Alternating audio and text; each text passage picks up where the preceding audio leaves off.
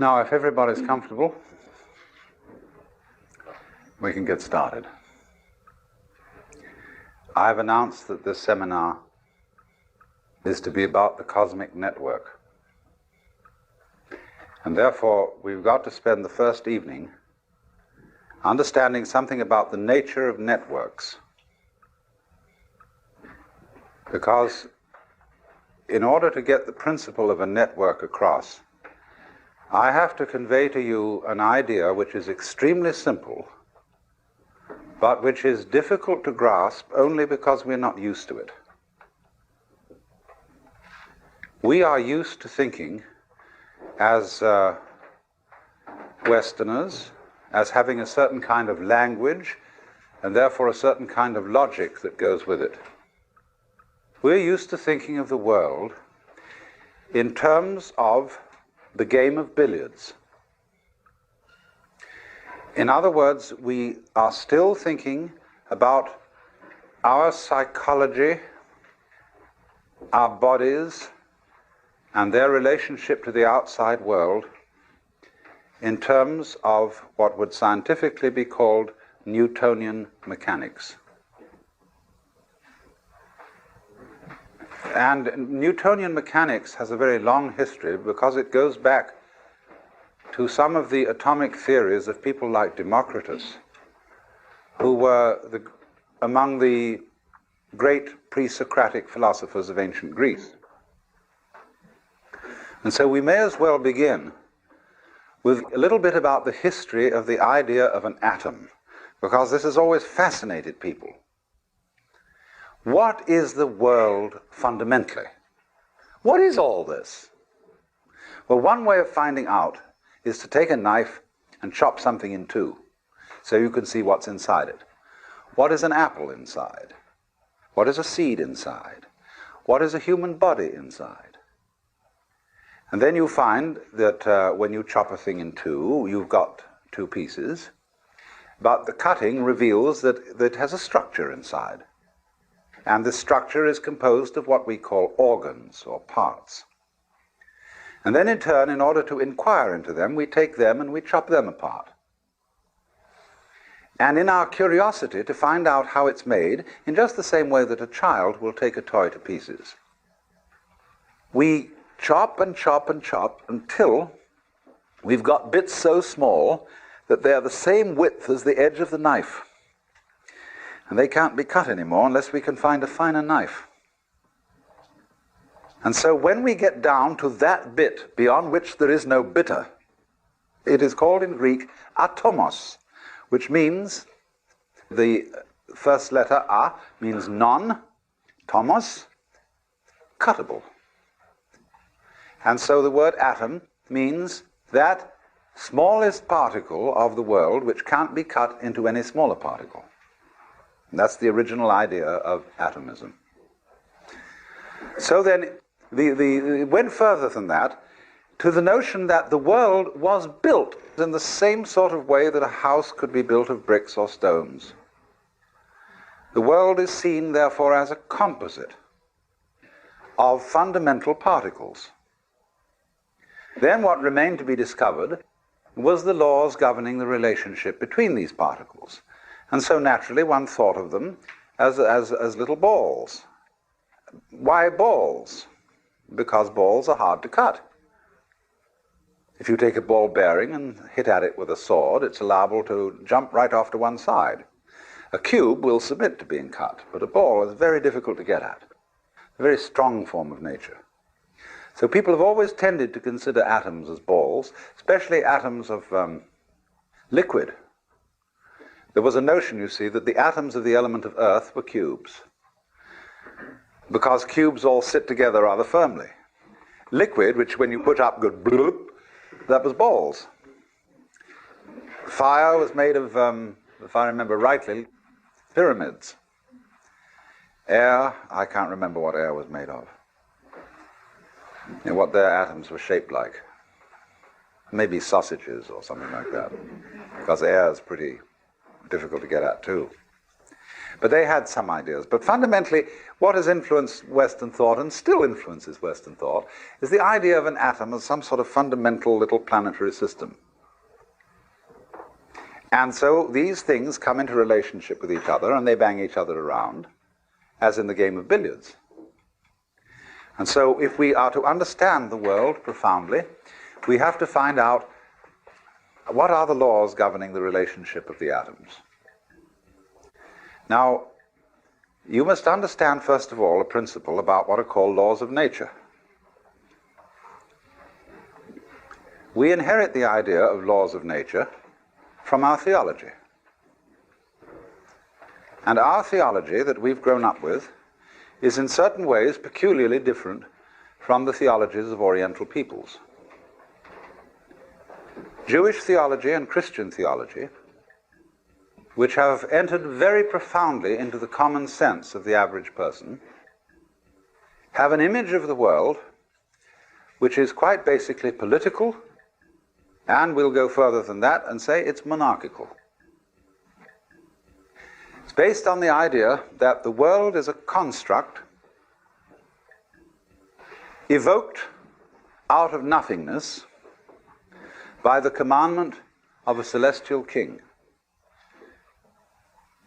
Now, there may be Jews in this room who are practicing and devout Jews, and there may be Christians in this room who are practicing and devout Christians. And I don't want to offend you by any imagery that I choose or remarks that I may make about this imagery, because I don't suppose that anybody has come to this room and to this particular place who is either a practicing or Christian Jew who has what I would call a naive idea of God. But the funny thing is about our ideas of God is that our symbols, the images, the mythological forms which we use to describe God have an extremely powerful influence on our feelings and on the way we behave. After all, I was a member of the Church of England when I was a small boy, and that had a very powerful effect on me. And in the Church of England, it's quite obvious, from an emotional point of view, as distinct from a very intellectual point of view, that God stands behind the King of England. And the King of England and the Archbishop of Canterbury and the whole hierarchy of lords and ladies and noblemen and officials who descend from this point are somehow involved, at any rate this is perfectly clear to a small boy, are somehow involved with the hierarchy of heaven. Because at morning prayer, to which we went every Sunday, the minister would pray a prayer which began, O Almighty Father, high and mighty, King of kings, Lord of lords, the only ruler of princes, who dost from thy throne behold all the dwellers upon earth. Most heartily we beseech thee with thy favor to behold our most gracious sovereign Lord King George, etc. And so this was a very courtly procedure at which the clergyman, dressed in his proper robes, proceeded to the altar, which is a kind of earthly symbol of the throne of heaven, made due obeisance, and presented this petition with all proper humility. Now, these are things that if you're brought up in that environment, you take for granted. That seems to be the natural attitude to God. But imagine someone coming in from a culture where God is not conceived in the image of kingship. How strange he would find this behavior. There's all this bowing and scraping, because you know very well that places where they bow and scrape and where there are thrones are places of terror. Because anybody who rules by force is and must be basically terrified. That's why he has to have all these protections, why he has to be addressed in the right form of language. Say you go into a court today, an ordinary US law court. There is a very strict etiquette. And if you start laughing, the judge will bang the gavel and threaten contempt of court and all sorts of dire punishments. Because here everybody has to be serious. It's like on the parade ground. All those Marines lined up, and they salute the flag, and they have to have a very grim expression on. Serious. And so in the courts of kings, they have to be serious because kings are afraid of laughter. They're also afraid of being attacked suddenly. So everybody has to kneel down. Because if you kneel down or prostrate yourself, you're at a disadvantage. And the king stands or sits at his throne with his bodyguards ranged on either side. See, like that. We've already got the form of a church. The bishop at his throne, his attendant canons and clergy flanking him on either side. And so certain great Catholic cathedrals are called basilica. And basilica, from the Greek basileus or basilus, is the king. So the basilica is the court of the king. The very titles of God in the Bible, King of Kings and Lord of Lords, are of course borrowed from the Persian emperors. The Cyrus, which is the Greek word, Kyrios, meaning Lord. So the Mass begins with the invocation, Kyrie eleison, Lord have mercy upon us. The titles are borrowed from the Persian emperor, and so the rites that have become associated with Christian religion are reflections of those great autocratic monarchs of the ancient Near East, the Cyruses of Persia, the pharaohs of Egypt, and people like Hammurabi, who were the great Chaldean monarchs. The universe was conceived then as being ruled on a political pattern like that, so that Hammurabi in particular, and Moses after him, they were the wise ones who laid down the rules. They were the patriarchs who said, now this is the way everybody's got to behave. And since you can't all agree among yourselves as to what the rules are going to be, I'm going to tell you what to do. And since I'm the toughest guy around here, and I've got these brothers of mine who are pretty tough too, we're going to say this is the law, see, and you've got to obey. So this is how we have got historically the idea of there being a law of nature. That somebody told nature what to do. For example, a wonderful poem by Father Feeney about bees. God, to some sticky stuff, not yet alive in a hive, said, come, hum, be my bee and buzz as I bid. And sure enough, it was, and it did. See, and in the beginning, let there be light. A commandment. So commandment is the fundamental idea. So the quest of the law of nature is the quest for the true understanding of the Word of God. For by the word of the Lord were the heavens made, and all the hosts of them by the breath of his mouth. In the beginning was the Word, and the Word was with God, and the Word was God. What is that Word? If we could find out the Word of God, here is the idea, you see, we could perform incredible magic. That's why, for example, the name of God in the Bible is not to be uttered except once by the high priest in the Holy of Holies, once a year. Otherwise, that name, Yod-He-Vah-He in Hebrew, we don't really know how it was pronounced, and Jehovah mixes up those consonants with the vowels of Adonai. And then it's all mixed up in translation. But anyway, Jehovah is a polite way of saying what can't be said. Because if you know the word, if you know the name of God, you have power. You have the power of God. And so all ancient ideas of magic were based on knowing the names of God. It is said that there are 100 names of God, and 99 are revealed to us. And the camel knows the 100th name, which is why he looks so snooty.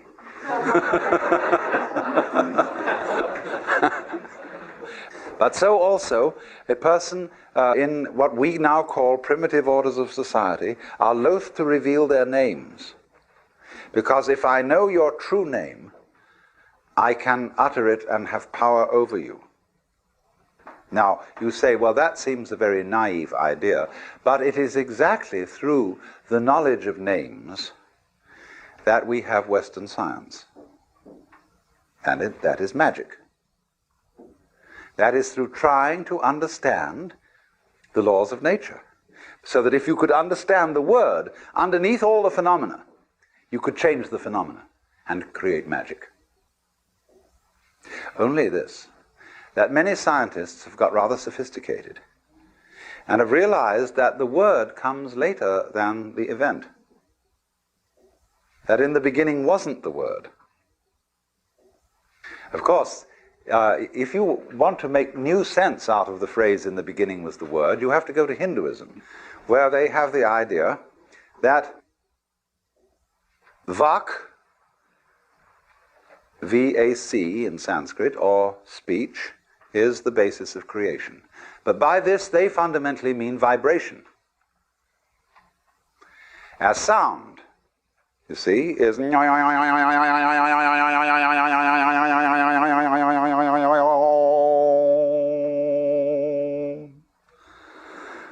say that is, you see, if you listen to sound and go right down into it, fundamentally get what sound is all about, you understand the whole mystery of things. Because the whole mystery of things is vibrating energy. On and off. Simple as that. Life and death. Life is on, death is off. Have to have off to have on, have to have on to have off. It's quite a relief. But there they say that's the beginning. Now, but they also say, in another sense, on another level, that the roots of Sanskrit, say the root form, say the word Buddha, comes from the root form Bud, which means to know or to be awake. Bhava, which means becoming, comes from the root Bhu, which means to grow. So on. Karma, doing, comes from the root Kri, to act. So they say, though, that the roots of Sanskrit are not simply the roots of a language, they're the roots of life. Because in another sense, altogether, you see, you create the world by the word.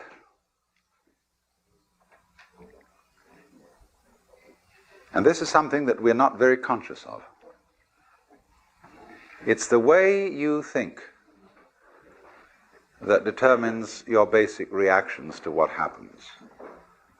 In the words of Shakespeare, there is nothing either good or ill, but thinking makes it so. Thinking is talking to yourself inside your head. And we, through this, build up all sorts of weird notions. We say, for example, well, one day you'll have to die.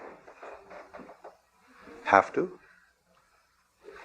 What's the emotional content of saying you'll have to die? It means it's going to be something imposed upon you against your will. So it's put in this passive mood, have to. You will be compelled to die. But I can't be compelled to die unless I'm fighting it. Supposing I want to die, supposing I commit suicide, or supposing we look at it all in another way and say, when I get a disease and die as a result of it, getting a disease is something I do, just as much as taking a walk. Only we've got our thoughts arranged so that we say, you ought not to get a disease, even if it's just plain old age. Somehow you ought not to do that. You ought to go on. You can't say, when death comes about, I laid me down with a will. Because we've got this hang-up about life being divided into two parts. Things that we do, on the one hand, and things that happen to us on the other. And Buddhists say, what happens to you is your karma. And people don't readily understand that. They think my karma, something awful happened to me because of something bad I did in my last life. And therefore, I've got bad karma. Karma simply means your doing, your action. So that when something that happens to me is called my karma, it means that it's your own doing. And if you recognize that it's your own doing, it's never bad karma. It's only bad karma if you refuse to admit that it's your own doing and merely blame someone or something else that it's something that happened to you. Now I've digressed a little because what I was getting at was the meaning of a law of nature.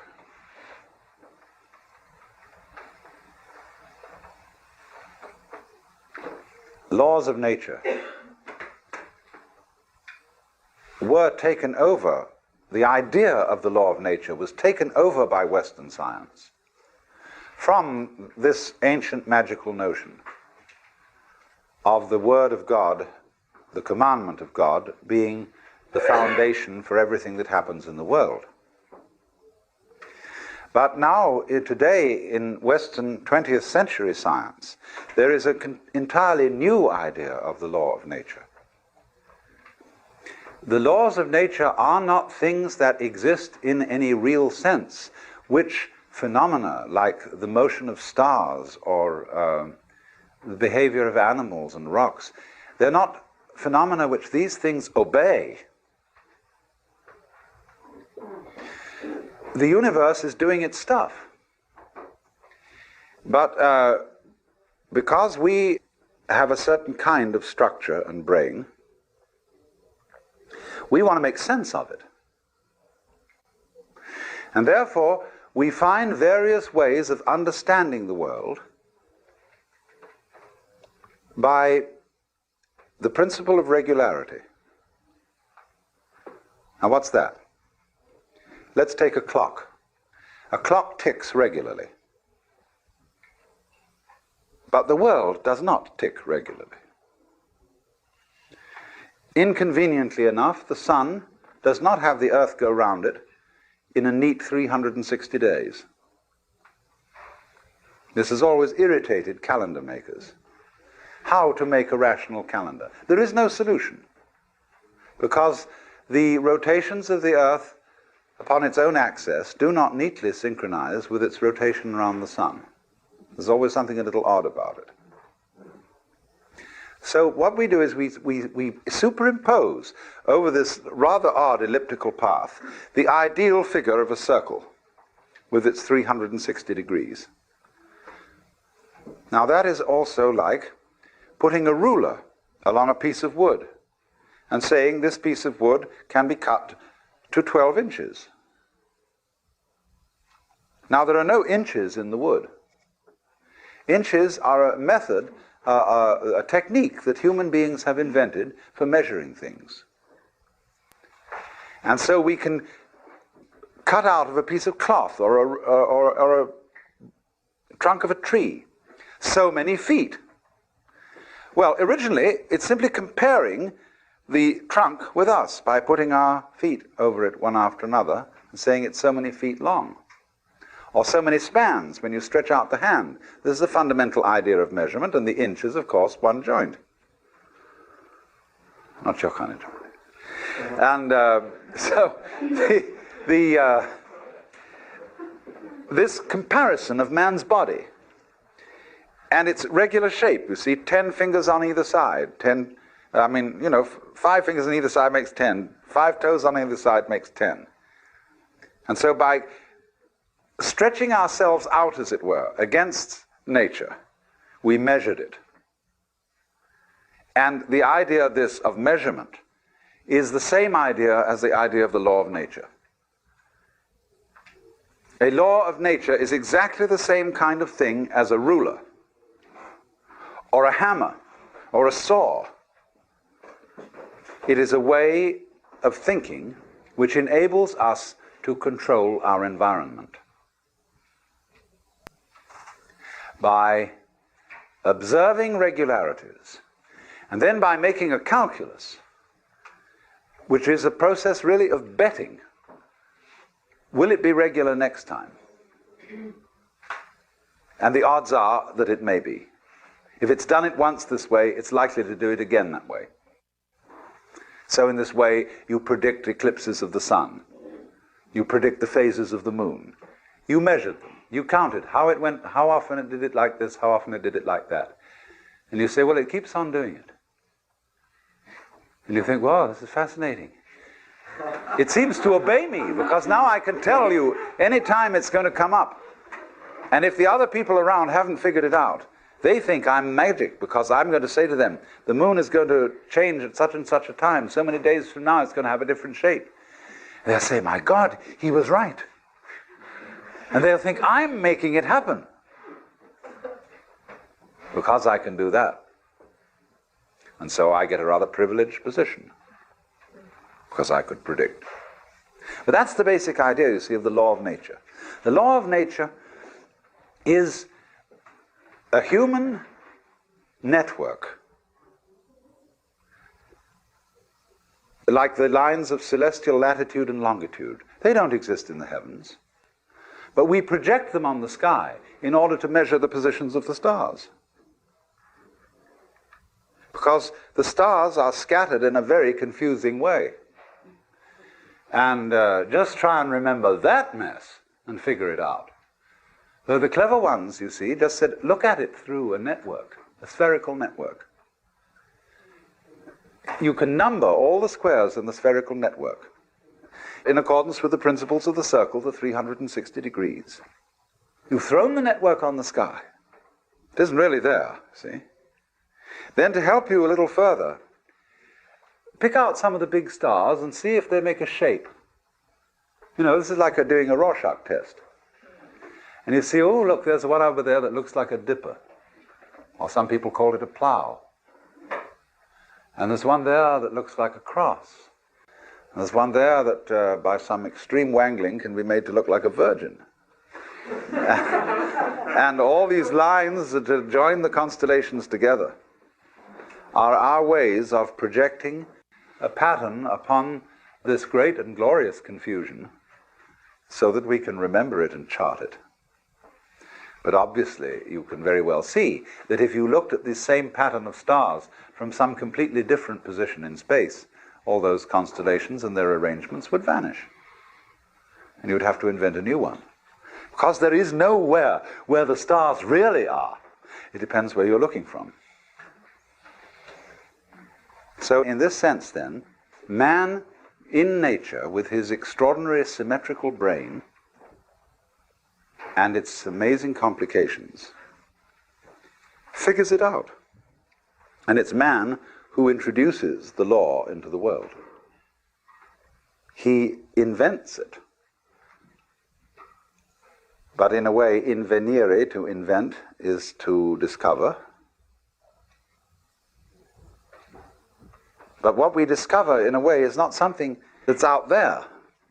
When we invent the laws of nature, we are discovering something about ourselves and our own passion for prediction, for regularity, for keeping things under control. Therefore, there has to be a law.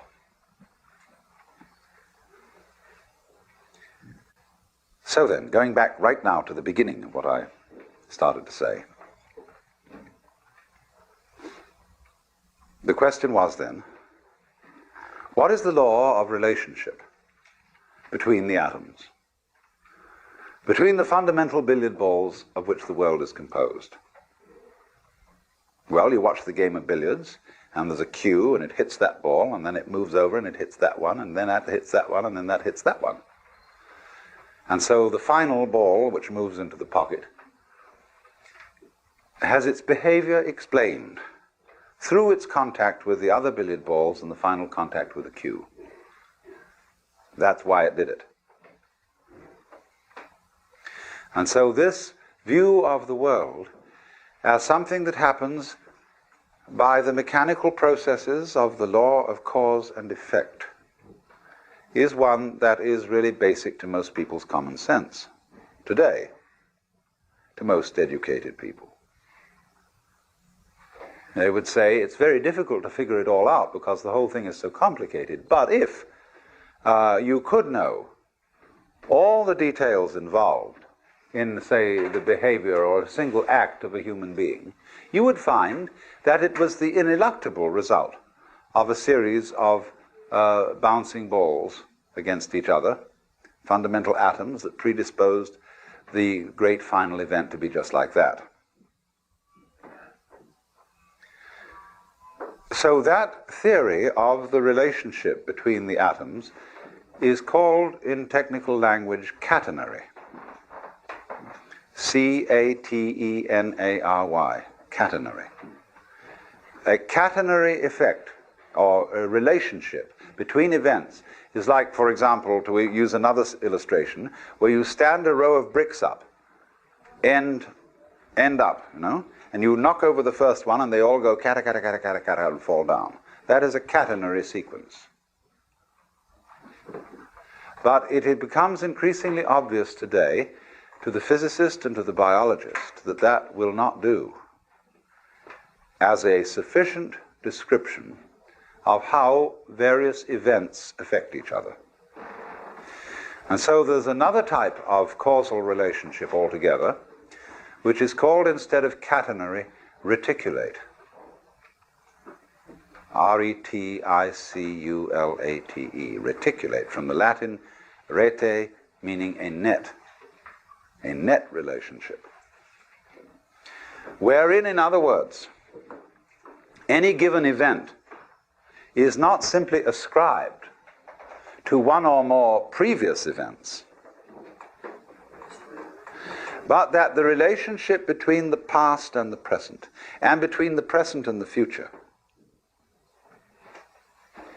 is all to be taken into consideration in understanding any one event. In other words, let's take one event. I drop a ball and it bounces.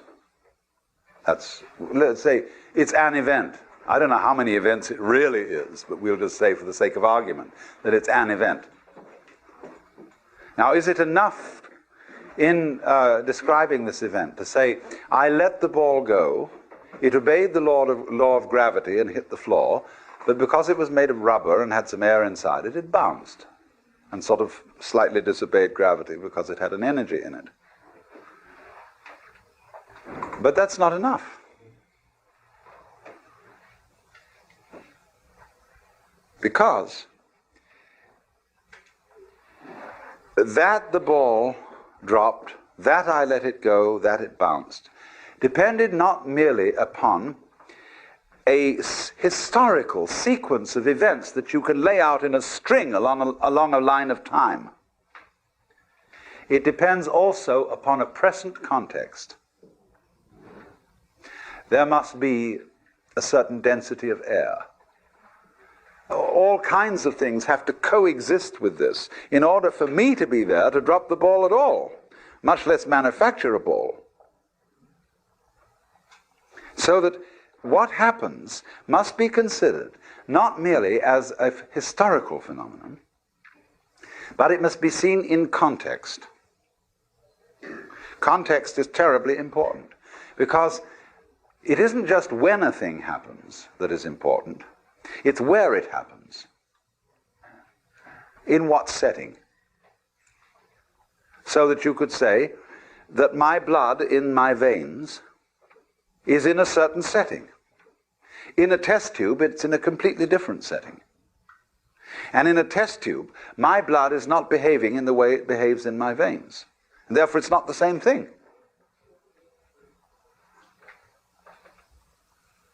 So, an individual person in one setting will behave in one way, in another setting in a completely different way. I remember when I was a child. I was one boy when I was at home with my parents. When I went to visit my uncle and aunt, I was someone different. When I was with my peers, I was someone quite different. Because I changed according to the setting, and children are very well aware of this.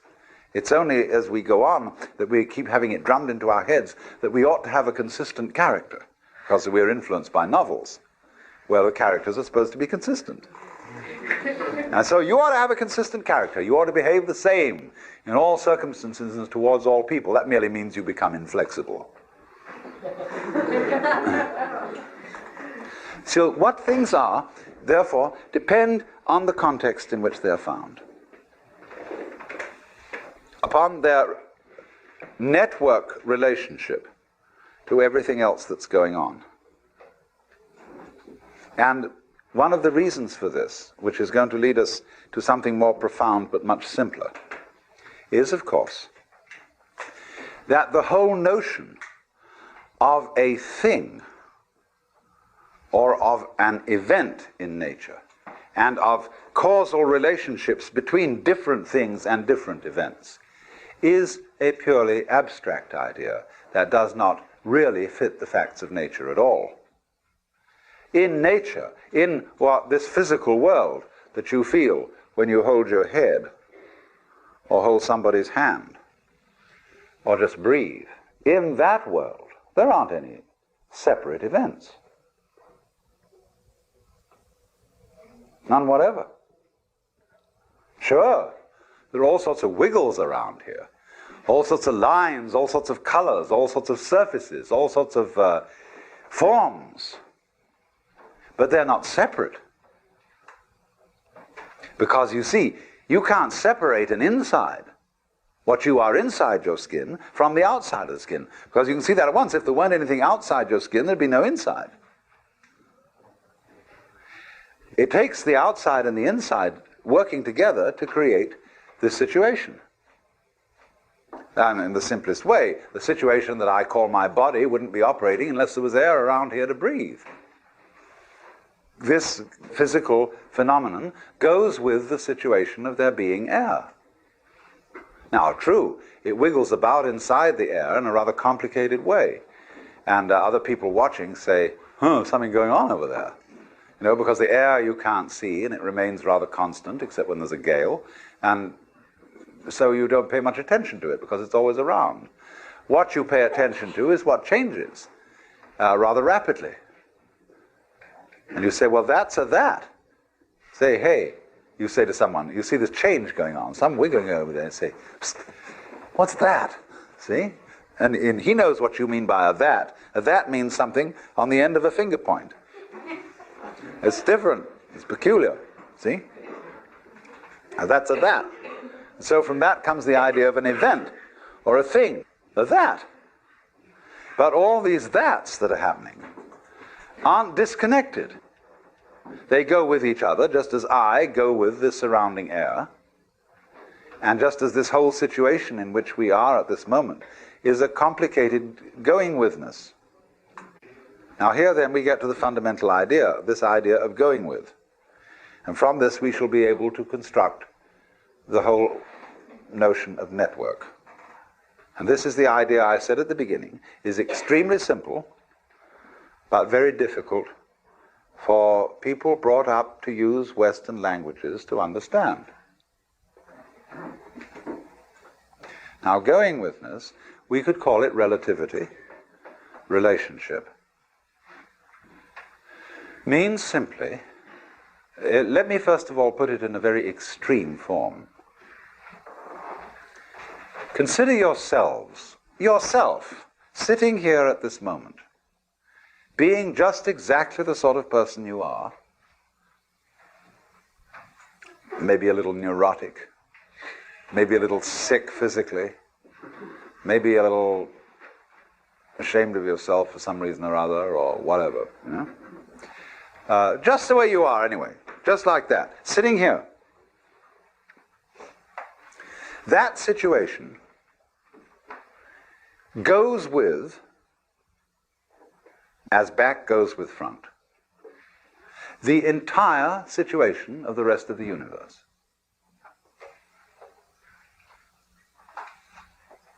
In other words, you as you are, exactly the way you are, and you really don't know what that is. You may have some opinions about it, but you really don't know. That goes with the way the whole of the rest of boundless being is arranged. Now, it isn't that the way the rest of boundless being is arranged is determining you to be the way you are. Or if it is that, if that's true, if it determines you, then we must also allow the other side of the picture that you determine it. It's your karma. You did it. But you say, no, but I didn't. I couldn't help it. It did me. And you can say, tisn't, tisn't, like two children arguing until you realize that the argument was stupid.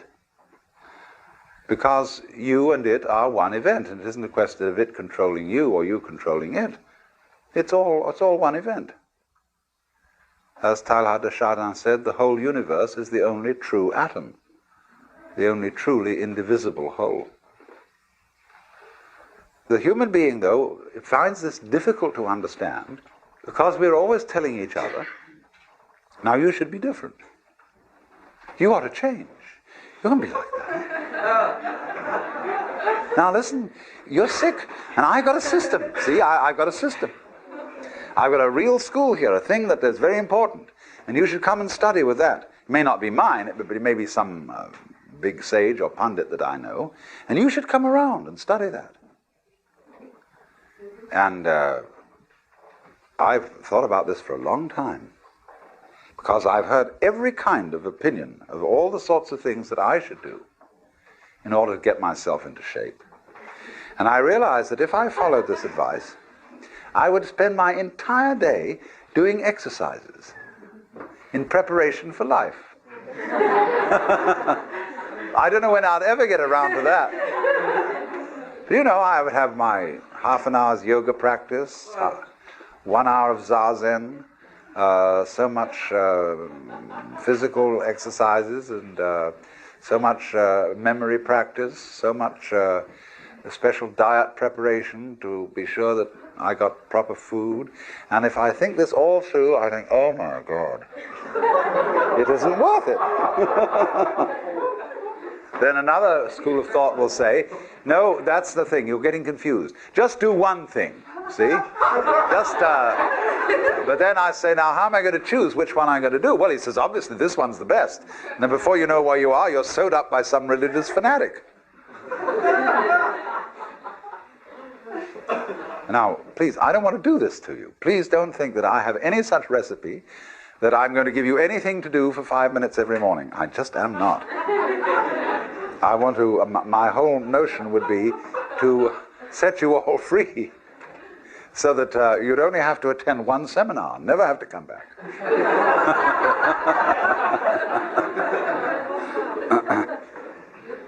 That's the idea, really. Because I know that so far as my own livelihood is concerned, that there are always more people. And if, no, I don't collect a following and just send them all away. There are plenty more people to fill the vacuum. But this is the important, this is the whole idea that we're going to work on of a net. That you are like a dewdrop on a multidimensional spider's web early in the morning. And if you look at that thing carefully, you will see that in every dewdrop are the reflections of all the other dewdrops. So the way that dewdrop looks goes with the way all the other ones look. See? The particular glimmer in it and so on. Its peculiar position, and everybody has to have a peculiar position in the cosmos. The reflections in every one of them are different according to the position they're in and the other dewdrops that they reflect at such and such angles.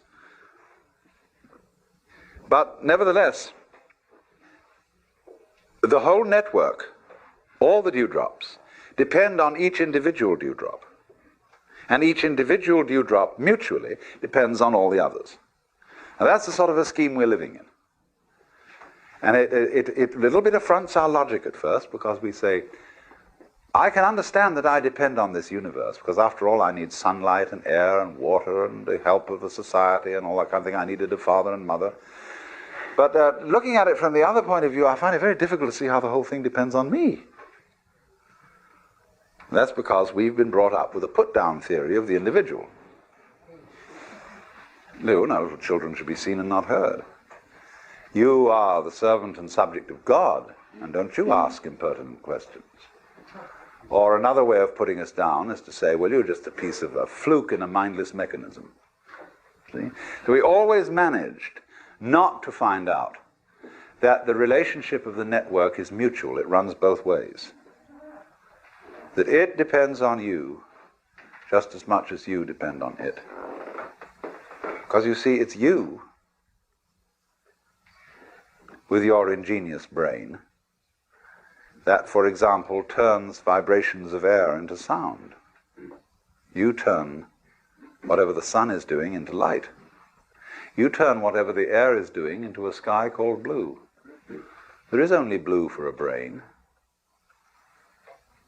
It's just like if you hit a drum and it's got no skin, it won't make any noise. So it's the tight skin that evokes the noise out of a moving fist. No skin, no noise. So you, as the reflector, like the dewdrop reflects, you, as the so-called reflector of all that goes on, by the constitution of what kind of a reflector you are, you evoke what we call sun, moon, and stars, nebulae. Vast spaces. They're only vast in relation to you. They're not really vast. Only if you compare them with yourself, they're vast. They could be considered very tiny. Or equally, the space between two sides of a hair could be considered vast if you want to think about it that way. I mean, if you really want to go into a hair, an awful lot between one diameter of a hair, you know. And if you think about it a long time, you'll think it's what we call a vast subject. Study of hair. You know, from microscopy, it is a vast subject. It depends on the attitude, you see. But the basic principle, the thing I really want to try and get across, is this idea of going with. The universe around you is your outside, just as much as the organs inside your skin are your inside. You go with it in the same way that the stalk goes with the root or with the flower. And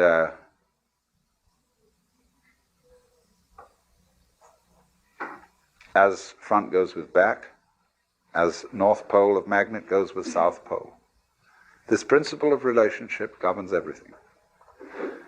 I wouldn't say governs. I'm only using these wretched terms that we have to use out of our language. It underlies everything.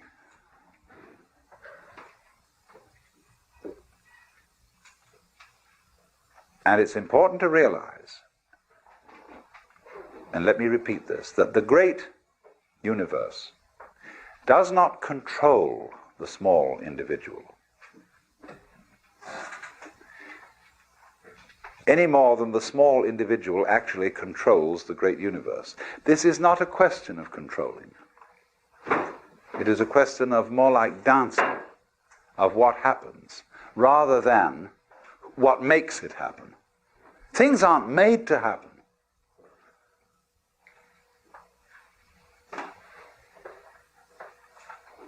Only if you insist that a certain event is quite separate, then you can think of it being made to happen by the events that came before it. But if you realize they're all parts of one event, or different aspects, different phases of one event, then you see it happening and you don't see anything making it happen. Forcing, that whole idea of things being made to happen, in other words, goes back to the idea of a universe that is based on a monarchical image, where the boss says, damn it, you do that, and the thing can't help it, and so it's made to happen. But say in Chinese Taoist philosophy, the universe is just not seen in that way. It's not seen as anything is not made to happen. It is what does happen. But it's all interrelated. And therefore there is a pattern to it. There is an order to it. The order of the net.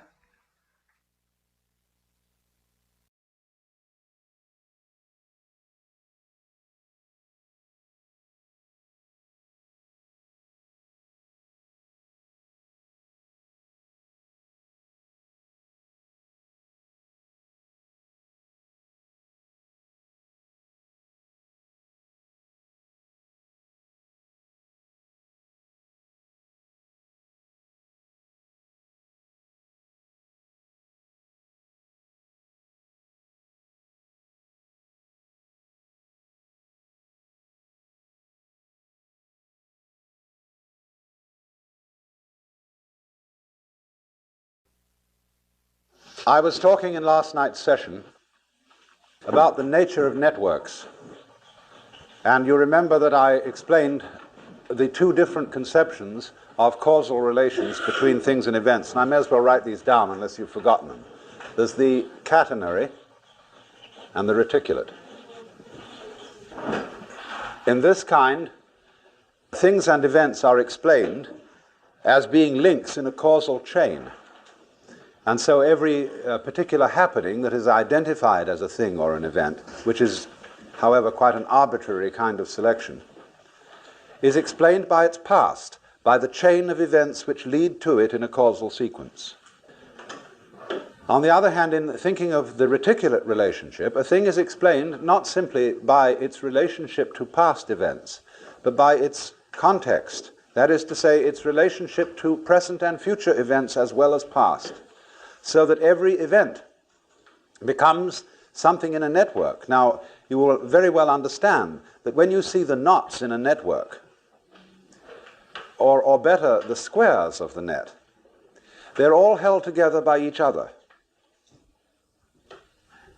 Imagine the kind of network where instead of there being, something like knitting.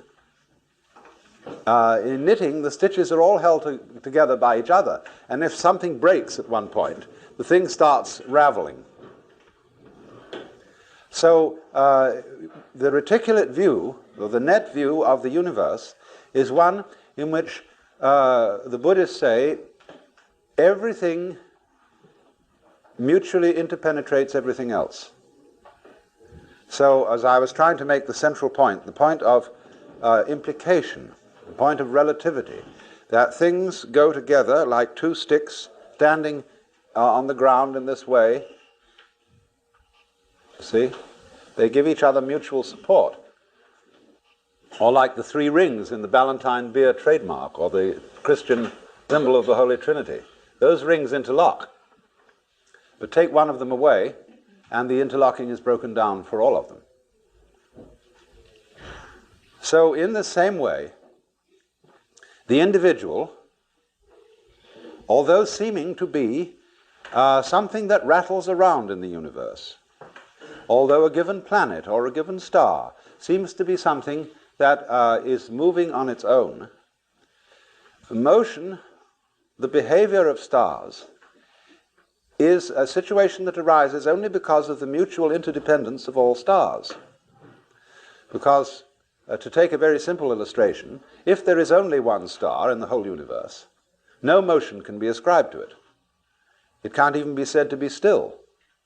Nobody knows what it's doing because there's nothing for it to relate to. But take two stars, and they can get nearer to each other or further away from each other. But nobody knows which is moving.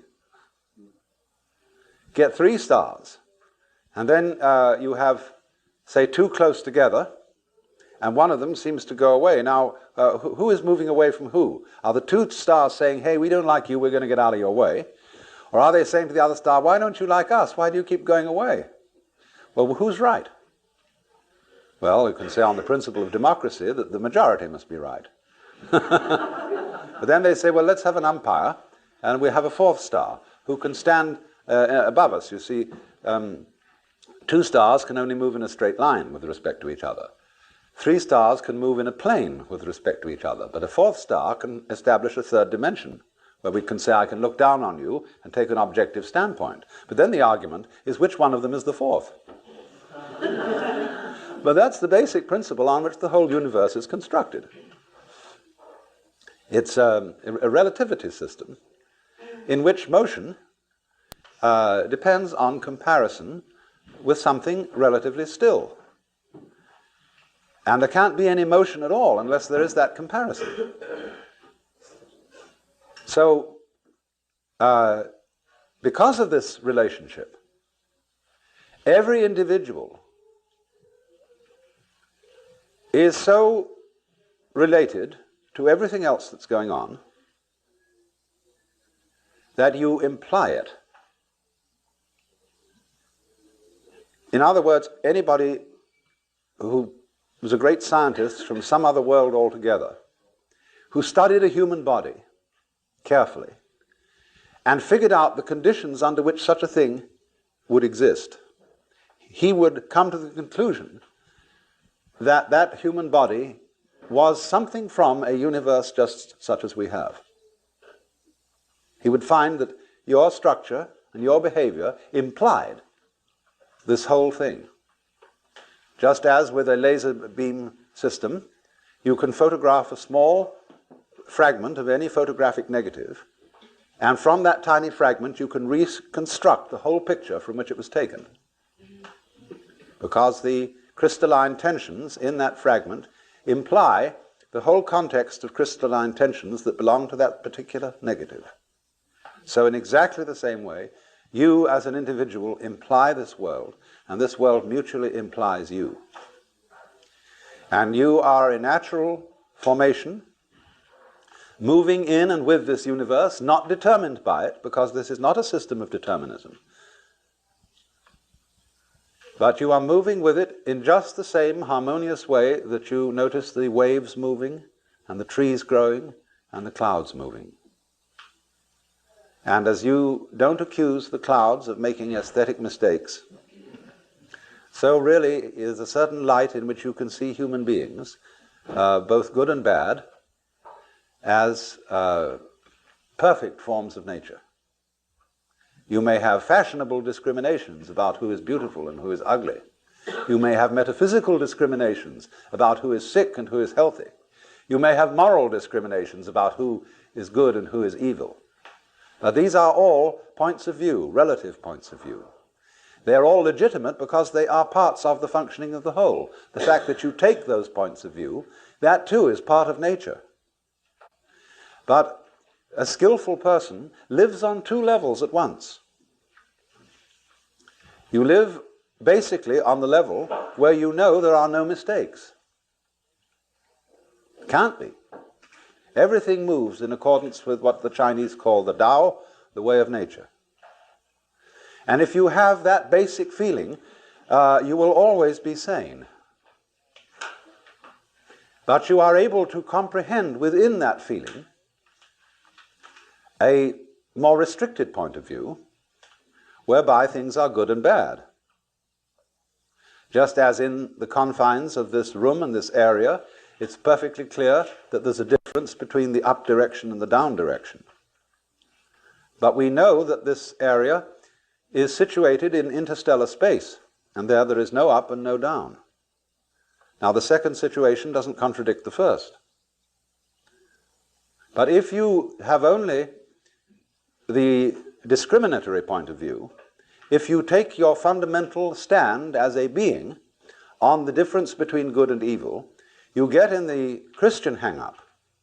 You have then to say that there is eternal heaven and eternal hell, that the distinction between good and evil is radical. And if you do that, you begin to suffer from a disease called chronic guilt, which is one of the most destructive emotions that anybody can have. You feel an outcast from the universe, at odds with reality itself, at odds with God. And that sends people quite mad, and is responsible for a good deal of the craziness of Western civilization. It's making too much of a good thing out of the distinction between good and evil. It is an important distinction, but it's not fundamentally important. And you have to learn to admit different degrees of importance. And just say that because you can't just say that because a certain distinction isn't absolute, that it's not important. After all, your own physical formation is not absolute, but it's important. So, the situation of man in this network is to repeat the proposition, on the one hand, that he as an organism, psychophysical organism, is something that the whole cosmos is doing. That was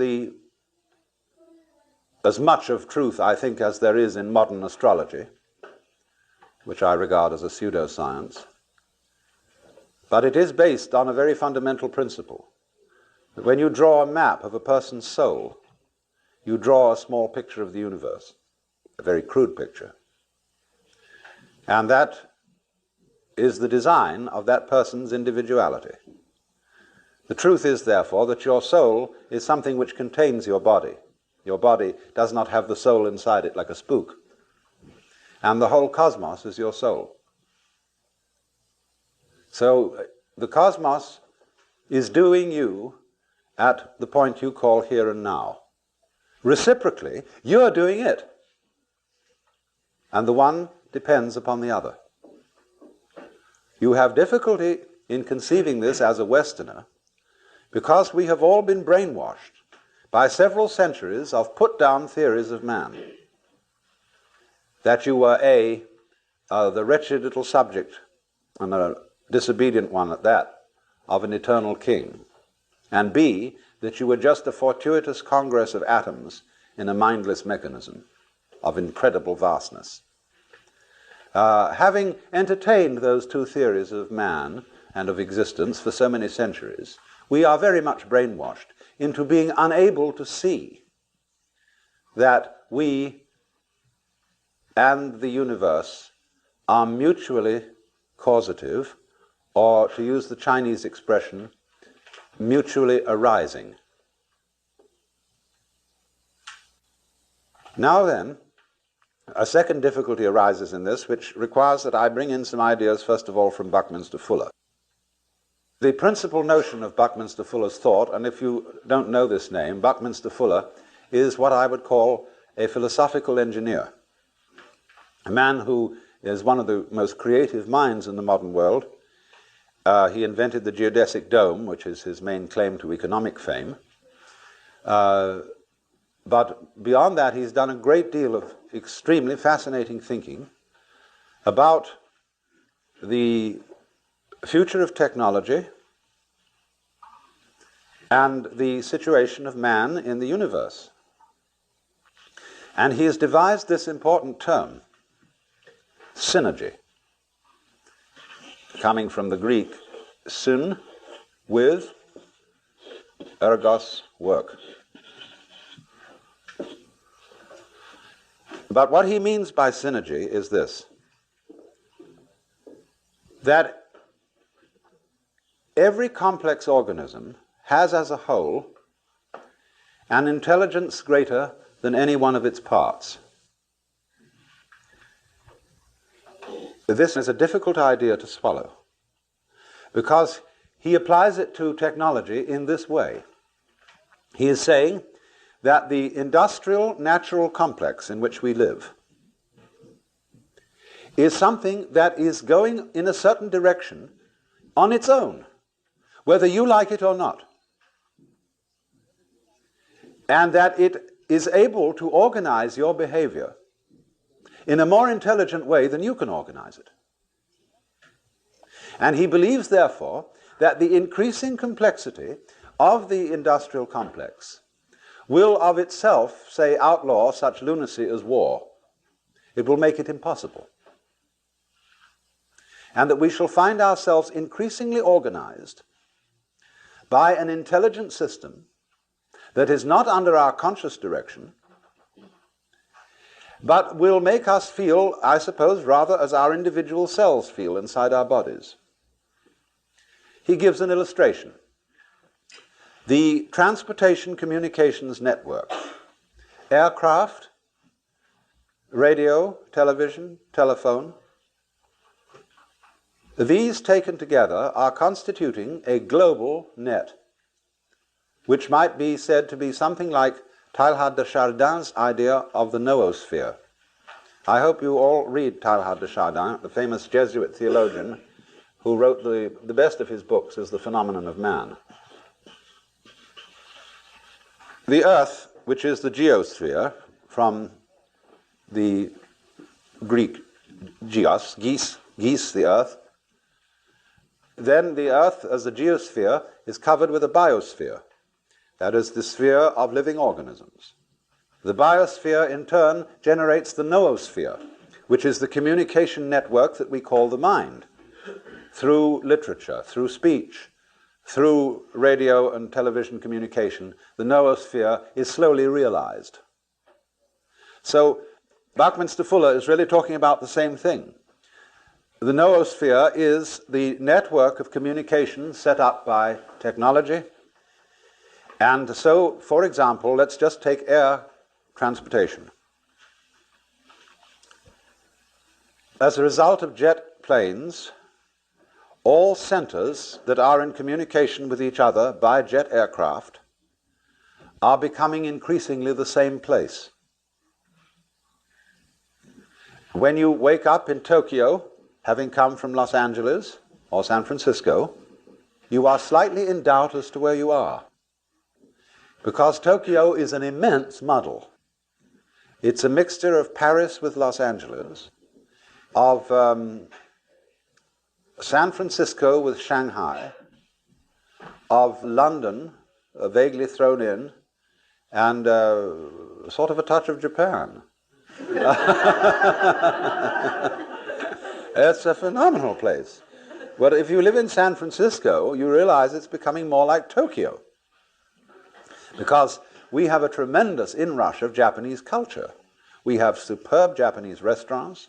You can go to sushi bars, that is to say bars for rice balls and raw fish, which are beautifully served, just like in a bar in Tokyo.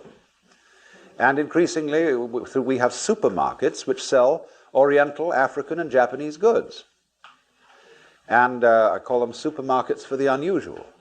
And more people are laying down tatami mats and cooking over hibachis and using chopsticks and every kind of thing like that. So the point is that how near a place is to you is simply a factor of transportation. There are places in the United States. I was just in one, in a far-out Indian area of South Dakota. It takes longer to reach than to get to Tokyo. So it's further away. That's all there is to it, for all practical purposes. So Fuller's idea is that by the year 1968, so soon, we have a one-town world. And it's coming fast. And as human beings have some problem adapting to this, because as you know, when you travel by jet, just as when you're in an elevator that drops too fast, you feel it left your stomach on the 14th floor and has taken the rest of you down to the first. So the jet aircraft leaves your psyche in London and brings your body to San Francisco. And it takes some time to catch up. All your time rhythms are thrown off. But we'll get used to it. And eventually, therefore, we must add to this, planes are very expensive. All governments have immense investments in aircraft. And to work, they must be kept flying. Otherwise, they get out of order.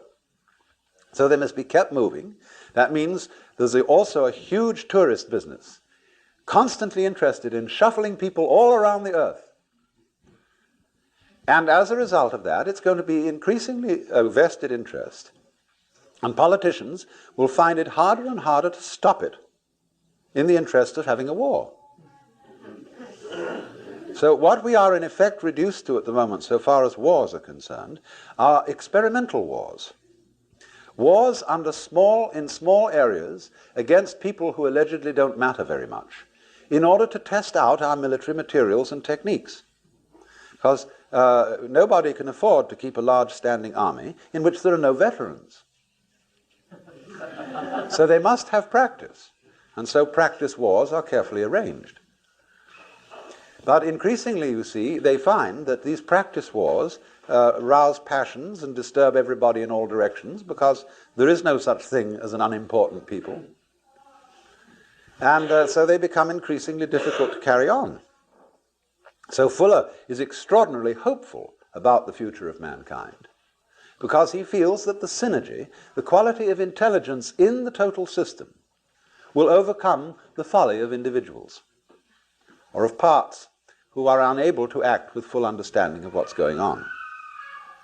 And you see, this is a serious problem, so far as the individual is concerned, because today, not only is there a population bomb, there's also an information bomb. The proliferation of information about everything is so great that no individual can possibly grasp it. Not only has he difficulty in grasping it, but there is difficulty even for big committees to organize this information, to integrate it in such a way that if I need to know a certain thing, I can very swiftly find it out. For an individual untrained in physics, it's very difficult to find out quickly about physics, because physics is expressed in a mathematical language which he probably has never learned to read. So the time lag in scanning, you see, all consciousness is a matter of scanning. And it takes in the totality of events in the world by a sweeping motion, like the glance of our eyes around a room.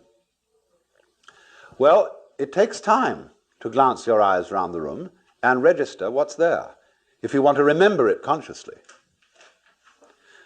So what we are saying is that the intelligence of the system, the synergy, is more intelligent than any individual consciousness can be. But, of course, as a living organism, you are much more than consciousness, in this scanning sense, because you certainly don't arrange the complexities of your own brain by conscious decision. That's something that you grow. Or we could put it this way, that the intelligence of the universe grows as it grows you. But here again is another hurdle for the average Westerner, whose common sense is derived from the philosophy of science current in the 19th century, of thinking that the organization of the universe is intelligent. That seems to us to echo of theism, of God ideas where God is based on an anthropomorphic or man-like image, the old gentleman with whiskers in the sky. And of course that God is dead, beyond recall. But that's not the only kind of God. To think of the universe itself, its vast and complex organization, as being intelligent, what on earth does that mean? What do you mean by the word intelligent? Well, when you come to think of it, it's the most difficult word to define. Everybody knows what it is, but very few can say. It's like you know what love is, but just try and define it. You know what time is, but try and define that. Space, everybody knows what space is, but it's the most difficult thing to pin down, and that's equally true of intelligence. We can see certain elements in intelligence. We can see complexity as an element of it. We can see complexity as what we call an orderly arrangement of different clusters of complexity. But again, we're using words, all of which are imprecise. What do you mean orderly? That's practically to say it's all in order.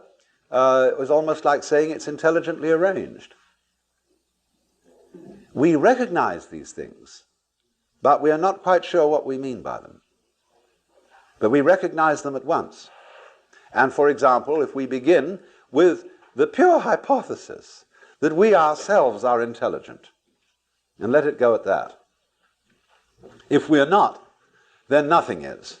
But let's, for the sake of argument, say that we human beings are intelligent. Now, if that is so, then the environment in which we live must also be intelligent. Because we are symptoms of that environment, and I don't for the life of me see how you can have intelligent symptoms of an unintelligent organization. We belong in this world. We didn't arrive here from somewhere else. We're not tourists in the universe. We're expressions of it. Like branches express the tree, or fruit express the tree. And so you will not find an intelligent organism living in an unintelligent environment. That is to say, the environment in which you live will be a system of mutual cooperation between a vast complexity of different kinds of organism. And the total balance of that makes your life possible. In other words, human life goes with, as front goes with back, an extremely complex bacteriological world, which sometimes diseases us, but most of the time assists us by its colonies, its societies, its methods of reproduction. All these complex interrelations are the which, without which not, the sine qua non of there being blood and veins and bones and intestines and all that kind of thing. That's only the bacteriological world. In addition to that, there's a world of insects, which is tremendously important to us. But the insects are extremely clever. And if you talk to a good entomologist, he will scare the wits out of you, because he will show you the most conclusive reasons why insects should ultimately take the whole planet over. Fortunately, we are not absolutely abominated by flies, because we have lots of spiders. And we have birds. And so birds and insects are mutually necessary to each other. And especially flowers and insects have an arrangement with each other whereby one could say of flowers and bees that although they look very different, they are one and the same organism. Flowers perfume and color. Bees buzz and fly around. But you can't have the flowers without the bees, and you can't have the bees without the flowers. And so you can think through relationships between every conceivable kind of organism, into which you must add things like atmosphere qualities, gas content of atmosphere, on and on and on, until you suddenly realize that what you call your mind and intelligence and your very brain and body is utterly involved with this network of other kinds of organisms existing at a special temperature in certain gases, which could only be found in certain kinds of solar system. Now then, seeing that should give every technologist pause. Because you can't go running into that situation with penicillin and DDT unless you know very well when to stop. Unless you can be very discriminating, just what surplus of insects you want to get rid of, without killing the other ones that are important. How to give penicillin without destroying all the stomach flora, and having to build them up again with acidophilus and stuff. So this is why in the Taoist Chinese view of nature and the relation of nature to human politics, they set as fundamental the principle called Wu Wei,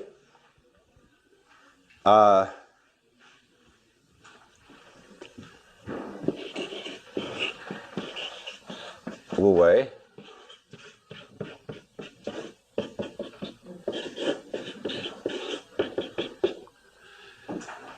which means non-interference.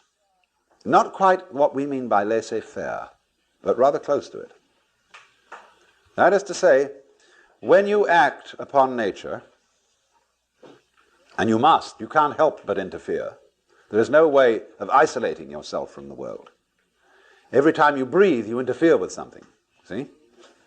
But the art of Wu Wei is that when you interfere, endeavor to do so by going with the grain of things. In other words, if you want to split wood, split it with the grain. Don't try to split it across the grain. And likewise, when you want to pick a fight, don't use violence, but use the other person's violence to bring about his downfall. That's judo. And that judo is applied Wu Wei. Sailing is Wu Wei, as distinct from rowing, which isn't. So then, the Taoists, you see, recognized that there is this universal organism. And they thought of the cosmos as a great organism without a boss. There is no one in Chinese philosophy making the world happening, or ordering it. There is no, as it were, central principle in the middle, which sends out commands to all the subordinate parts. But rather, that the thing organizes itself.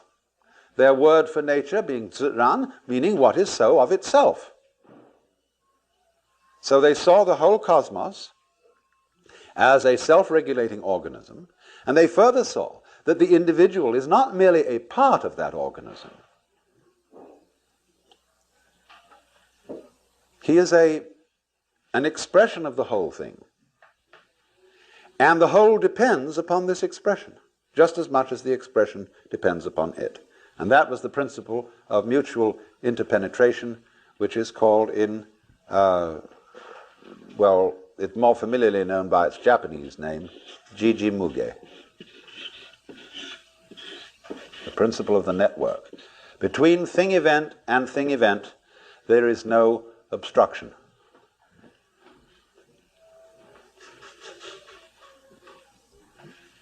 But you see, it remains to us a bit of a puzzle to say that all this is an intelligence, because we can think of all kinds of objections to it. We can think, if by some conscious science we were able to construct the universe, we would do it a little differently. We would have improvements to suggest upon mosquitoes. We would, perhaps a great surgeon might suggest that the human body be organized a little differently. We can think of dozens of things. But you find the curious thing is this.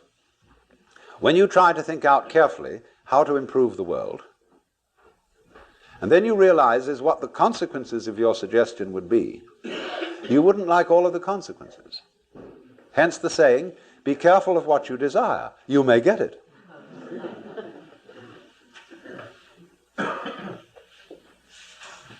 And then one invites the individual, and this is one of the great things to do, to suggest another kind of universe. What kind of universe would you design if you were God? And I recommend, I'm not going to go into this because it's a long story, but I thoroughly recommend it as an exercise in thought. Model your own universe and see what comes out of it. Because I can only tell you that you will eventually discover that you will model this one.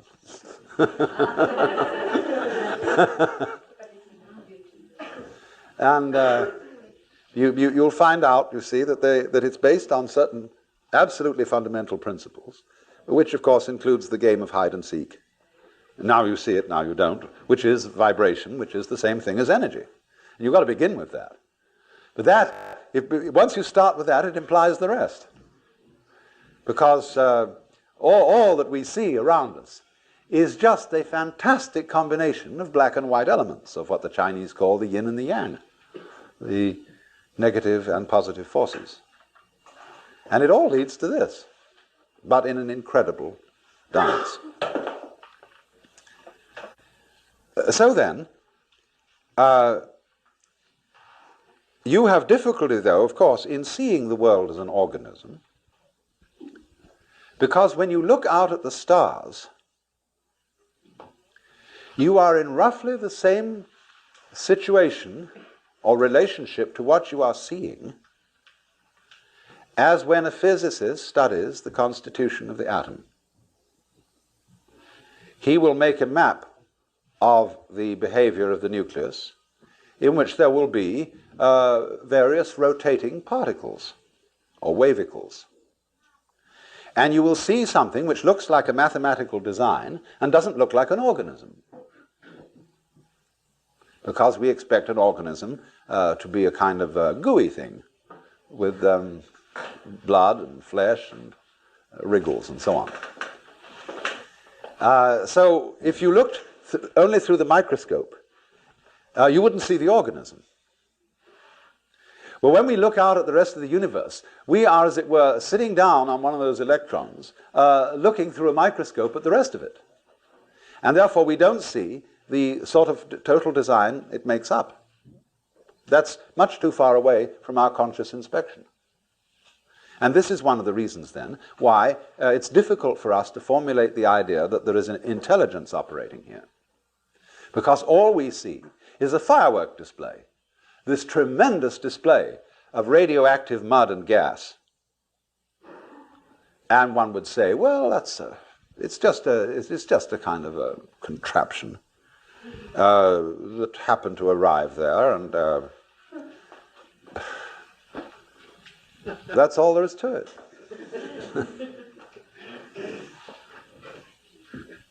But the funny thing about man is that he can put himself down and say that he is an accident, a kind of colloidal chemical accident that occurred on this very unimportant rock, rotating around a lesser star on the fringe of one of the minor galaxies, and that this is where we are, and that the universe does not give a damn about us. Yet the odd thing is that this wretched little chemical thing can reflect an image of the whole cosmos in its vastness inside his head, and can know he's there. And that means, though, that this thing, however small in dimensions, is vast in comprehension. And what scale are you going to attach the word importance to? Mere size or degree of comprehension? By degree of comprehension, man is huge. By that scale. So then, if the principle is simply that if we can see from a perfectly physical point of view, what we would call a strictly scientific point of view, that the individual organism goes with its environment in just the same way as bees go with flowers, and flowers in their turn go with grubs, and grubs in their turn go with birds, and so on, all the way through. Then, when you want to define yourself, you cannot say that I am just what is inside the skin. Because what is inside the skin goes with everything outside it, and constitutes a single, complex field of diversified behaviors, diversified processes. You look at that then from a strictly physical point of view, and there it is, this network. But then the trouble comes up is, you say when you've studied that, and you've read all the books on ecology and botany and zoology, astronomy and so on, you say, yes, I see that. That's quite true theoretically.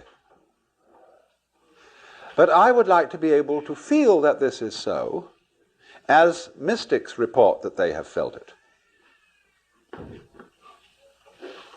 To have that kind of experience in which the network is absolutely clear. Because you see, if we don't take it that far, if we know about it theoretically only, the theoretical knowledge is not going to have much effect on what we do. But knowledge of a more emotionally compelling nature will indeed affect the way we act with respect to our environment, and may, in fact, prevent us from destroying our environment, as we are now very busily doing. It's interesting that the Congress of the United States recently passed an act making it a very serious offense to burn the American flag. And they passed this act with many patriotic speeches and rhetoric and much reciting of poems. This is a most fantastic example of American confusion between symbol and reality, between menu and meal. Because this same Congress is directly or indirectly responsible for burning up what the flag stands for, namely the geographical United States and its people.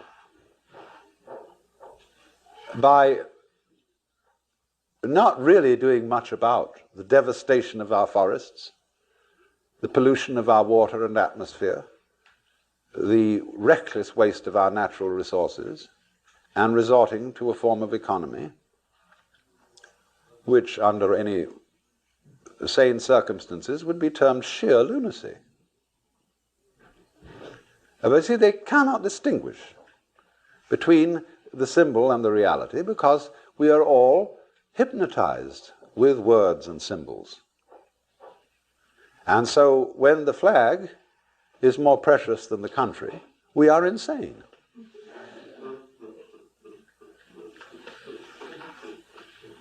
When you say, I love my country, and what you mean by that is you feel certain emotions when you salute a flag, you don't love your country at all.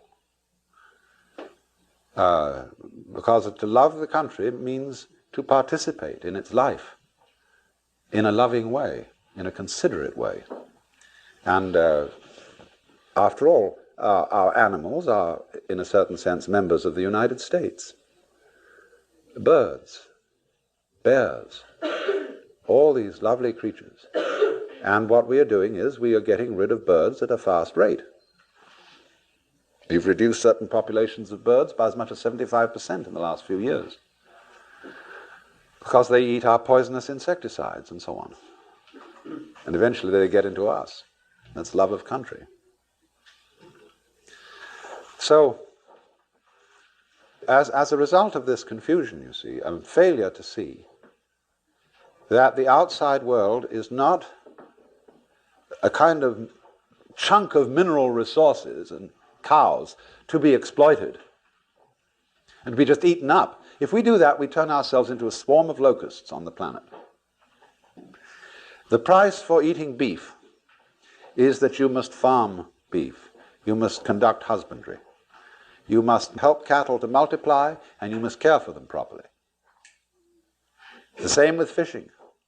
We have not husbanded whales, and therefore they're on their way to extinction. This is the price, that you've got to cherish the animals that you live off. And then furthermore, after that, to put in my particular prejudice, you've got to cook them properly. You don't just chew it up because it's supposed to give you energy. It'd be good for you. That's an irreverent use of dead animals and dead plants. They give their lives for you, and the proper response to that is take it with reverence, and that means cook it well. So that your act of cooking is like the rituals of a priest at an altar. It is the sacrificial altar, the chopping board and the range, which we use. And it's not a kind of a... Kitchens are not to be looked on as sort of lavatories where you throw things together to put in at the upper end. So, but this can only come about, you see, in a situation where human beings are vividly aware of the external world as much themselves as their own bodies. And you must allow yourself, therefore, to feel that what you see is not merely something out there. It's in your head. And your head's in it. And these things mutually interpenetrate each other like this. Now it's in your head, now your head's in it, now it's in your head, now your head's in it, like this, you see. And this rhythm sets up what we call vision. So if you see that the external world is as much you as anything inside your skin or anything inside your head, then you have a certain respect for it. And no longer consider matter, for example. Take a piece of wood. A piece of wood is not just a chunk of stuff. But people think about wood that way. You can't be a good carpenter if that's the way you think about wood. We think we're dealing, you see, with these inert, unfeeling blocks of stuff. Rocks have no feelings, of course. Bang it around. Mountains have no feelings. Blow them up with dynamite. But they do have feelings. And if you hurt them, this is the Indians say, I've just been with a whole bunch of Indians, they say the continent of the United States is getting ready to shake us off as a dog would shake off fleas. And they say the storms are going to get worse, the earthquakes worse, the floods worse, and the insect pests will multiply in all sorts of strange ways, and finally get rid of us and leave the land to the Indians who originally owned it.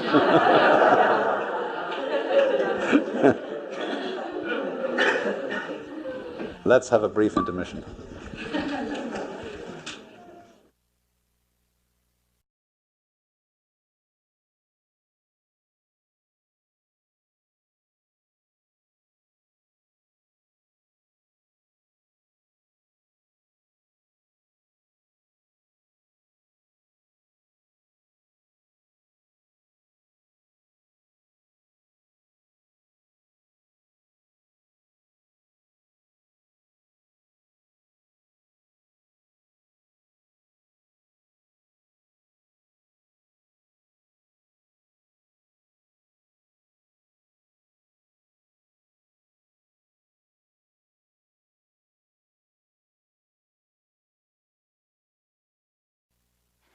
The question arose this morning about the problem of whether the extension of the network, especially by electronics, might not abolish individual privacy. And I said I was planning to devote this afternoon's session to that problem and some of its ramifications.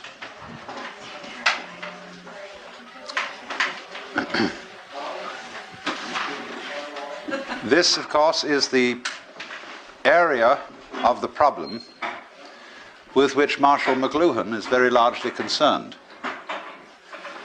For he has pointed out that just as the wheel is an extension of the feet, and as beyond the wheel naturally comes the horse and carriage, the automobile, and the airplane, all these technological creations are extensions of the human organism. And finally, the electronic network of telephone, telegraph, radio, and television is an extension of the nervous system. And into that we must throw, as an additional extension of the nervous system, the computer. The computer into which data can be fed from the files of the insurance companies, the Internal Revenue Service, the police, the credit agencies, everything. So that in a matter of seconds, when an individual is identified, an enormous amount of information about him can be instantly known. In a rather similar way, the time is not too far ahead when you will be able to have a box about so big on your desk, which has a little screen on it and a dial. And after dialing a key code, you will dial the catalog number of any book in the Library of Congress that you want to read. And at any rate that you wish, the spread pages of that book will appear on your television screen. And you can get it right like that. When we get to television worked with the agency of laser beams, you will of course be able to see solid three-dimensional images in color projected in a certain area, and you can walk around it. I haven't discovered yet whether you can kiss it.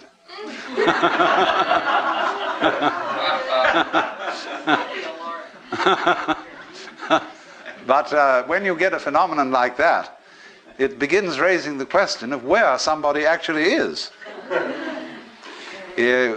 When the reproduction becomes technically perfect, you see, you won't know the difference between the reproduction and the original. That's going to be a new kind of confusion. And we will perhaps even be able to think about the word reproduction in a new sense. We say now, one of the meanings we give to the word reproduction is sexual reproduction of the species, or the biological method. Then we have reproduction through photocopy, and all that kind of thing. Let's suppose, too, that we begin increasingly to be able to manufacture the parts of the human body in very perfect kinds of plastic, so that when your heart goes wrong or your kidneys go wrong, the surgeon will simply replace them with a plastic reproduction, which will work equally well. And perhaps they'll never be able to reproduce in plastic the brain, but they can at least put in there a radio device which will connect with a computer system of some kind, which will do the same job. So that then, after the years go by and your parts have been replaced, the serious question arises as to, are you the same individual? And we would say, well, no, you've been entirely replaced. But that happens normally. Of course it does.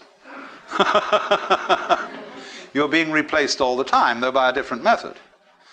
And just as, say, an institution like the University of California, which is a very rapidly changing university, if for some mysterious reason it remains the University of California, recognizable as such, even though the students, the faculty, the office and administrative staffs, and the very buildings themselves are in a state of flux, so that they hardly remain a constant for 5 years in succession. What then is the university? The university is a pattern of behavior.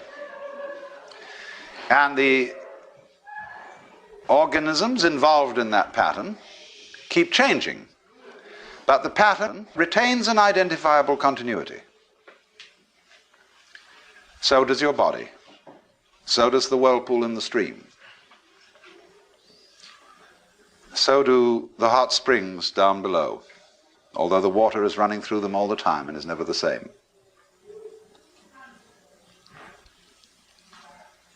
So you can envisage the reproduction of the human being in this electronic way, and at first you say, oh, horrors. Are we going to be converted into nothing but plastic replicas of ourselves? Will we be there in any sense anymore? Will the soul survive it? But you see, in the case of the University of California, it is what we call the University of California that is the soul. And its bodily expression keeps changing. So, when we find out that we are electronic echoes of ourselves, being perpetuated through the ages, we shall come to the astonishing conclusion that that's what we already are.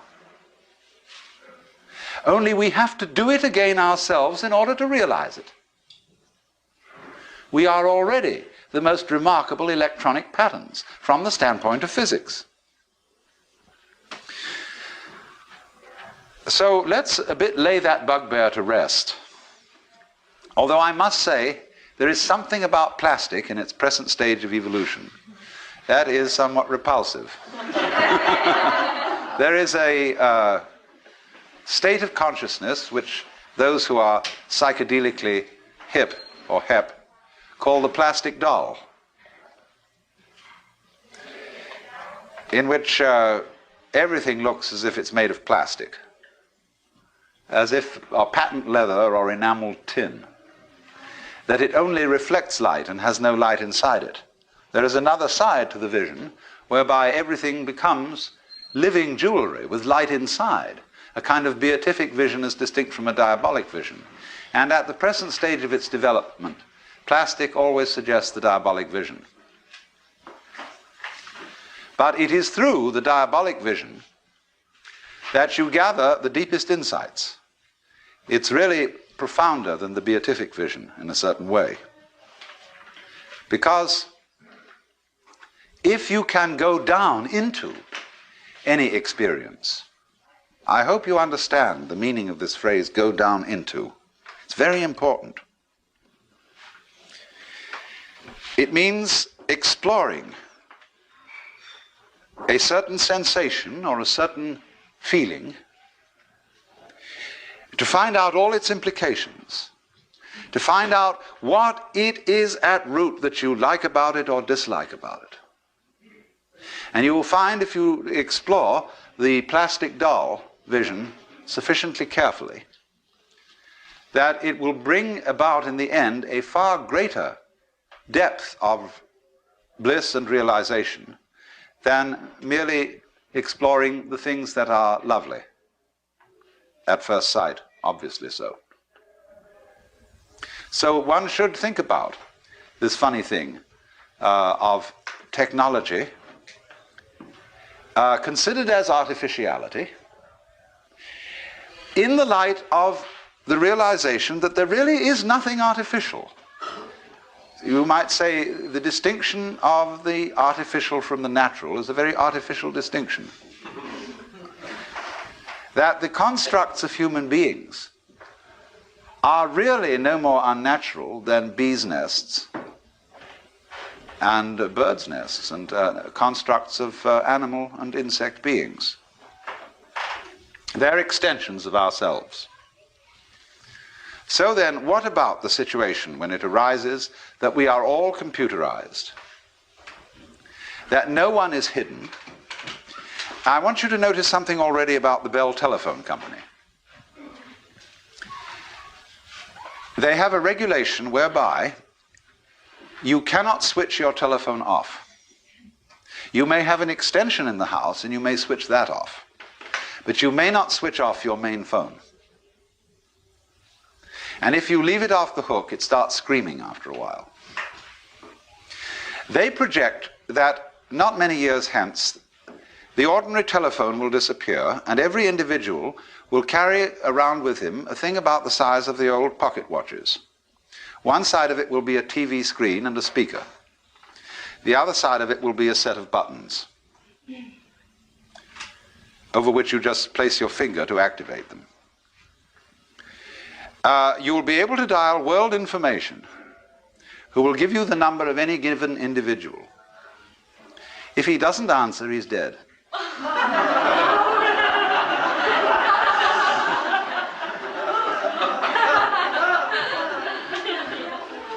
So under such circumstances, absolutely no one can get lost.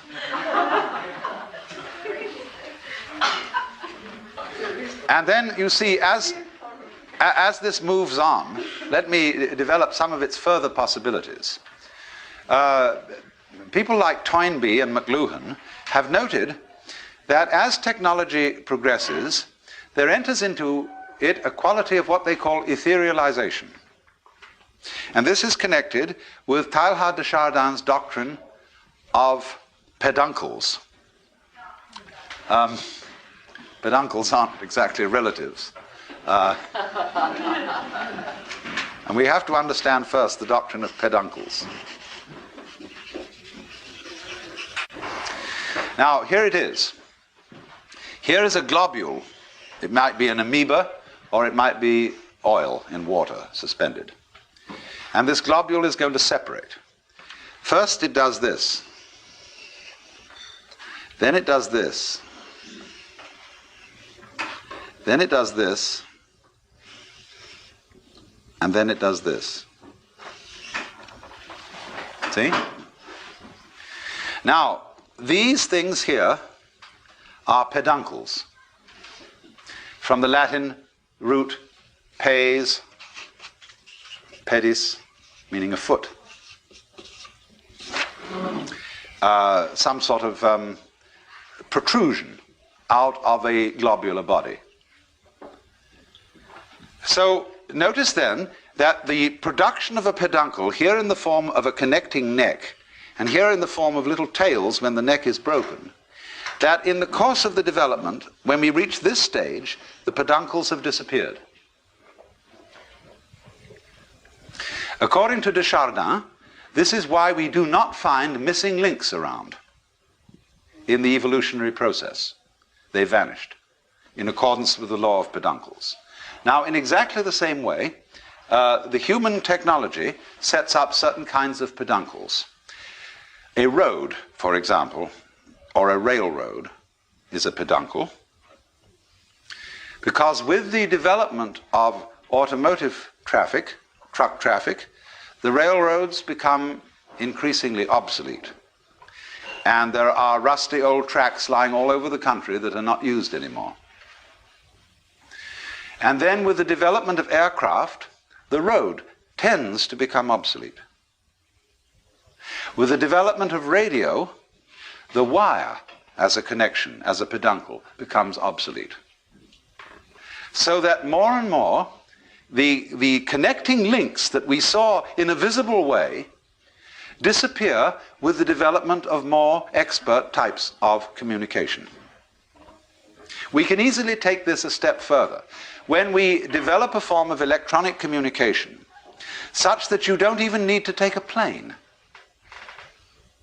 You want to see, supposing I want to see my father in England. We both have these laser beam TV jobs, and just like that, I can recreate in front of him myself and my exact environment, everything around, just as if he was sitting in the room. And I can do that with his set on the other end. So that eventually we don't need to take the plane. You can conceive, as some science fiction writers have, what seems to us a rather appalling situation, where you never need to leave the place where you're sitting. All food supplies and everything are automatically delivered. You just dial what you want, and some kind of mechanical process transmits it to you. Then they go further than that. They don't. They really abolish food altogether, because they've got it down to some special essences which you take. Then they go beyond that, and you give yourself a certain kind of electronic stimulation, and it does all for you that food could ever do. And then you think, oh dear, what's the next step beyond that? Of course. The next step beyond that is, of course, there's one thing yet, one peduncle we have to get rid of. And that is the black box, the electronic gadget.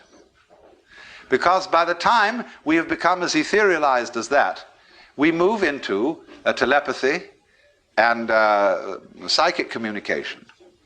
And as soon as you make that step, of course, it would seem that all privacy whatsoever has gone. Because what you are inside is an open book to everybody else. Your thoughts are easily read. And therefore, you may say at first, ooh, that is the conversion of humanity into an anthill of the worst type. And this is, in a way, naturally, what all properly educated Americans, and I will add properly educated Britishers, and some other peoples, dread. It is said the Englishman's home is his castle. And everybody needs a castle, a place where you can get away from it all, and just be yourself. But even then, when you're away from it all and you're just being in yourself, you've unfortunately got a lot of thoughts inside your head that aren't yours. Because you think in the English language, and that was given to you by other people, and contains their prejudices, so that you can't avoid them in thinking. Japanese people will say that when they think in Japanese, they can have certain feelings that are characteristically Japanese. But when they start thinking in English, they can't have those feelings. And so you are very, very much really in the sphere of public influence when you start to think. And if you listen carefully to your thoughts, insofar as they are uttered in words, and they very often are, try and discover the tone of voice in which certain of your thoughts are being said, and you will listen and hear your mother, or you will hear an aunt, or you will hear a school teacher, or you will hear certain friends expressing their opinions and telling you who you are and how you ought to behave. And you think those are your thoughts, and they're nothing of the kind. An inner pandemonium under the dome of the skull is going on all the time. Myriads of voices myriads of influences from outside working upon you, even when you are physically quite alone. So this means that you are not nearly as much of a private individual as you think. You are also, of course, exercising these influences upon other people. You're telling them who they are, what you think about them, what you think of their behavior. And even if they don't believe you, they nevertheless pay very serious attention to it. They can't help it. You can take the experiment, for example, that B.F. Skinner used to try, which is very terrifying. He would send two members of the class, selected arbitrarily, outside of the room. Then he would arrange two chairs, chair A and chair B. He would say to the class, now look, when these people come back, we're going to engage them in a conversation. Whatever A says, agree with him. Whatever B says, disagree with him. So they come back into the room and they take their seats and a conversation begins. Now B may be a very strong-headed, articulate person, and A really rather feeble. But what happens is this, that by group agreement with anything A says, he is encouraged, he is built up, he becomes more articulate, he finds himself sprouting. But B, by being disagreed with on every point, begins to get baffled and confused and feel very uncomfortable indeed. Unless he is onto the game and he challenges the whole group, I see now what you're playing. You have made up your minds to disagree with everything I say. Therefore, of course, you don't count.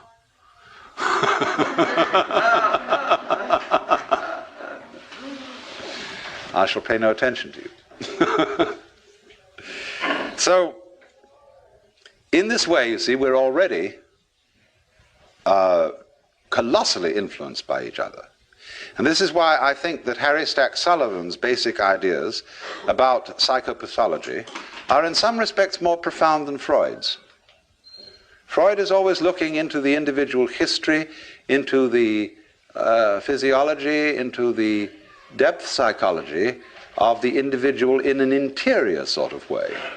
But Sullivan was always looking to the individual as the expression of a social network. And the same in the psychology of George Herbert Mead, where he called the conceptions that we have of ourselves the interiorized other. In other words, the sum total of all the things that people have told us we are. Because you do not know yourself as a self except in a society. Just as you do not exist biologically without a father and a mother, you do not carry on an existence without a society, and the reactions of other people to you provide you with the mirror in which you attain a realization of yourself. You know who you are in terms of your relationships with others. So then now, when we contemplate this disappearance of privacy and a completely integrated human society, we can look at this from two different points of view, pro and con. Let us first look at the pro point of view. How great to have nothing to hide. How great to give up all worries about ownership. Because you can say, if somebody says they would like something you have, and you say, please, have it. Because you know very well you can go to someone else and say, could I have that? And they'll give it to you. And so all the way around, there is no propriety, in the sense not of prudish propriety, but propriety in the sense of possession. Also, of course, in the sense of prudish propriety. Nobody has any dirty little secrets, because if I have any dirty secrets, I know very well that you have too, and so let's drop the whole pretense and let go. So in this sense, there might be a very, very close fellowship between all people, in which there are no barriers, no defenses, and we all cooperate together beautifully and love each other. Now, let's look at the con point of view. Con point of view would say, yes, but surely the more we communicate with each other in that way and have no property, and there are no boundaries, and there are no fences or defenses, then just in the same way that jet aircraft makes all cities the same city, so this would make all people the same individual. Would that be what the Hindus mean by saying you are all one, you are all the Godhead in disguise? Would it mean that? Now, part of our difficulty in approaching this is that we begin from the standpoint of a certain conception of the individual person. And this is, of course, the Christian ego,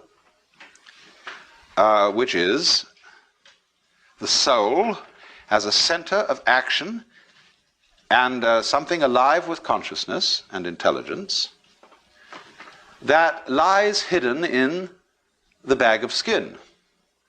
As, for example, King John says in Shakespeare's play to Hubert, "Within this wall of flesh there is a soul counts thee her creditor, and with advantage means to pay thy love." See the image? Within this wall of flesh there is a soul. Within the castle there is the king. And every man's home is his castle. And so those of us who are brought up in that way, to feel A, that we are basically the soul in the body, and B, that every soul that exists is of infinite value in the eyes of God. We therefore have instituted, since the Industrial Revolution, a tremendous technological campaign to preserve the individual. We have all kinds of social services, hospitals, ambulances, medicine, welfare agencies, every kind of thing, with the one aim of preserving life, getting you to live longer, and giving what is called full opportunity for the development of your personality. To the myriads of Asia, this is almost unbelievable. And then, of course, we are teaching the peoples of Asia medicine and sanitation, industrialization, so that every single child can be regarded not as so much waste human material, which because it's sick has to be thrown away, but as some individual to be loved and cherished and properly treated. And because individuality, the human, each particular human organism is infinitely precious. That is the moving ideal of the sort of people who first created the great hospitals, who abolished slavery, who abolished the death penalty for trivial offenses, who made that great humanitarian movement of the 19th century associated with such people as Wesley and Charles Dickens and Wilberforce and so on, to rescue the precious individual from the ravages of impersonal disease or impersonal political exploitation.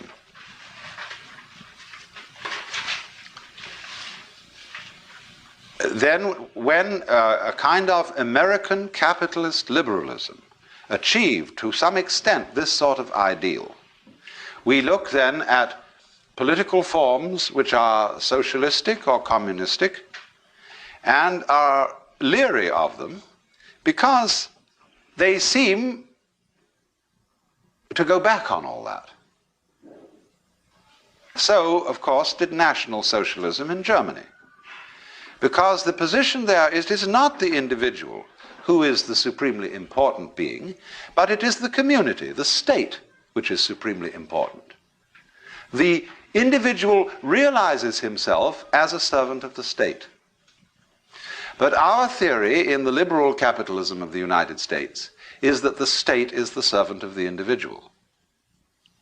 That we employ policemen and soldiers and sanitary inspectors and Department of Commerce officials, all to serve us. We call them public servants.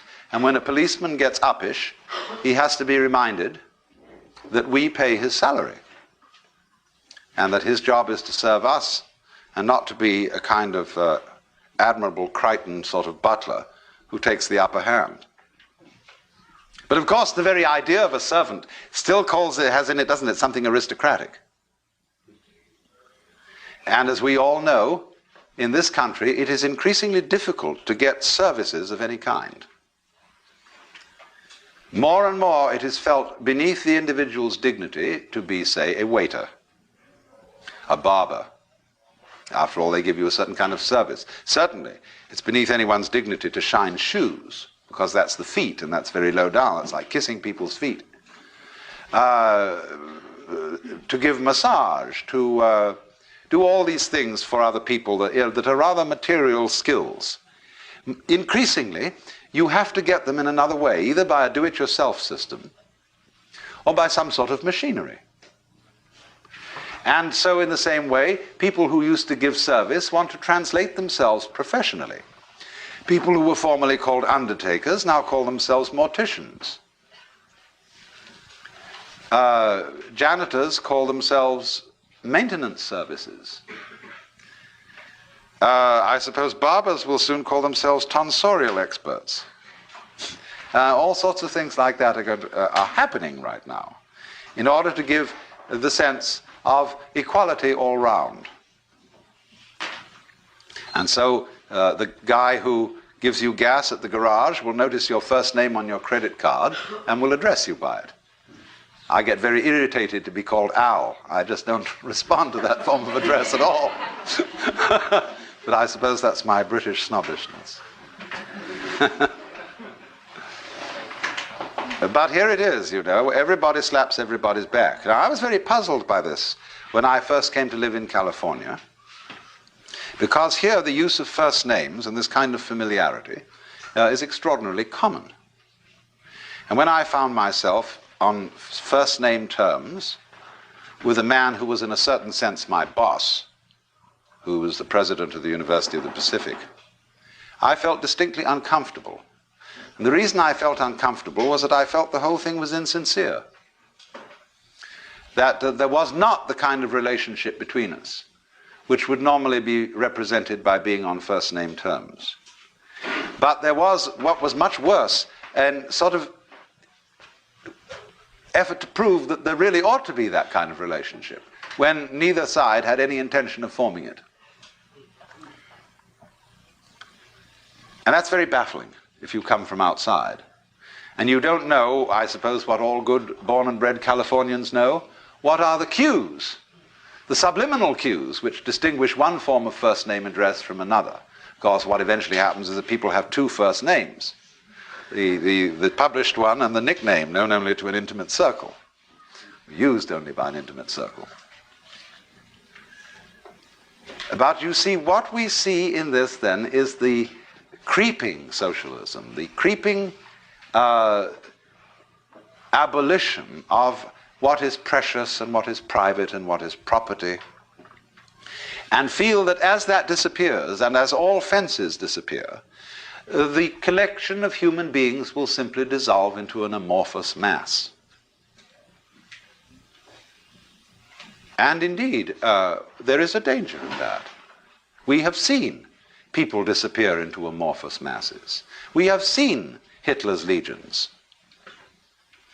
We have seen the things that Chinese can do with what the military tactic called the human sea, when swarms and swarms of troops, all identically uniformed, are absolutely thrown at the enemy in wave after wave after wave. But let us not forget that the generals of the Western powers did exactly the same thing in the First World War, on both sides. They used the tactics of the human sea, in which the lives of individuals meant nothing whatsoever. Now, there are two different ways of responding to what we will call the invasion of privacy.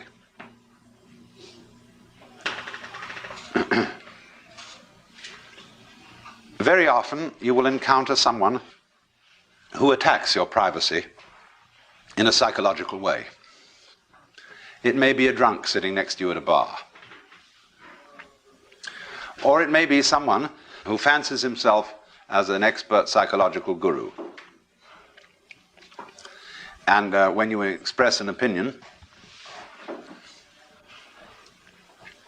or say, you walk up to such an individual and say, "Good morning. How are you feeling?" He says, "Why do you ask me?"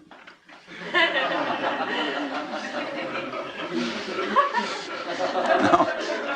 And he immediately, you see, he breaks the social rules whereby you communicate with another person without actually saying anything. The phrases like, "How are you? Nice day, isn't it?" are like on a radio, buzzing to be sure that the other side is in communication. And so you make various noises, testing, is that so-and-so, give a call letter, etc., etc., etc., and you know you're in touch. So in the same way, we, in our general daily converse, we feel each other out by saying these little social platitudes, and then we test the person as to whether they, by the sound of the voice, by the smell, which we don't think about, but which we absorb unconsciously, unless they smell very strong. Then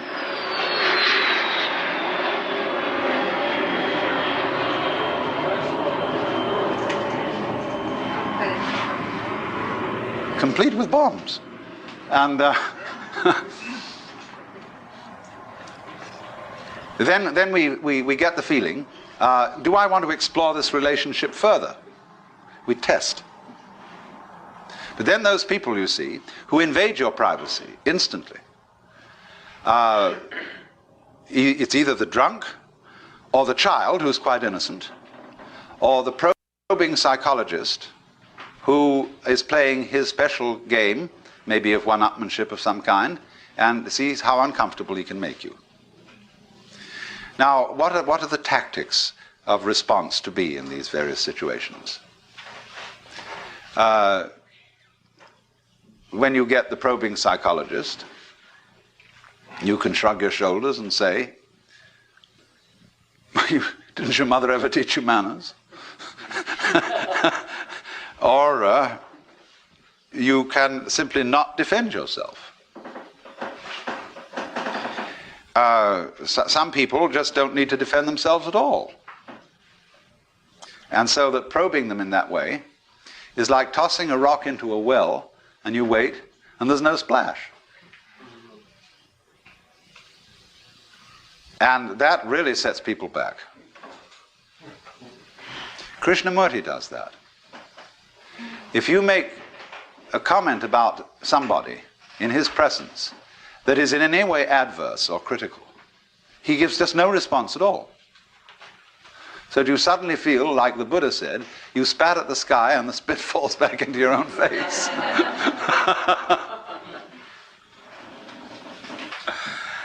And I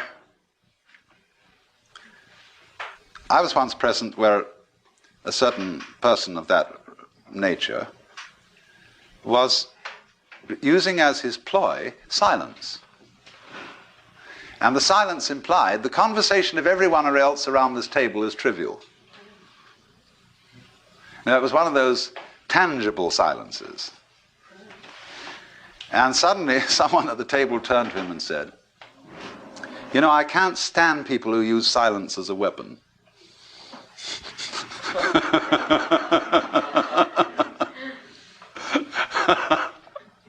Did he remain silent? No, a conversation then started. But, and it was a very, rather a disagreeable conversation, if I may say so.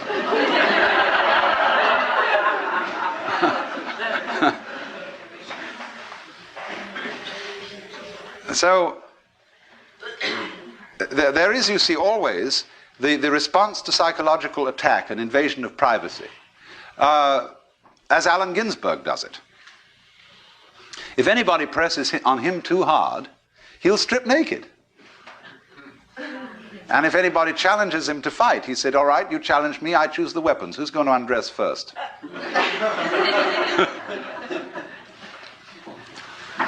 And he has this kind of marvelous feeling that there really isn't anything that he's hiding. I don't know, there may be, but he certainly doesn't impress me as anyone who really hides anything.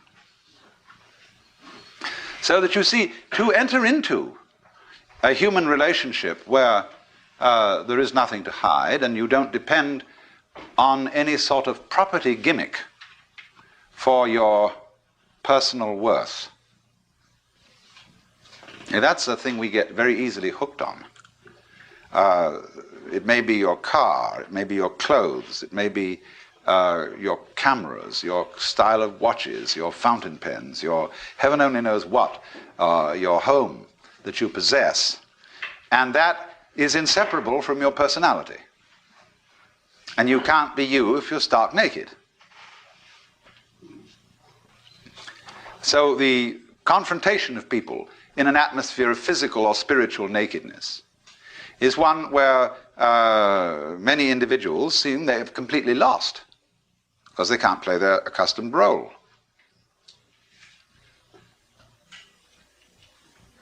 Because I have a certain advantage that even if I'm stark naked, I can still talk. But now, supposing they say now, you shut up.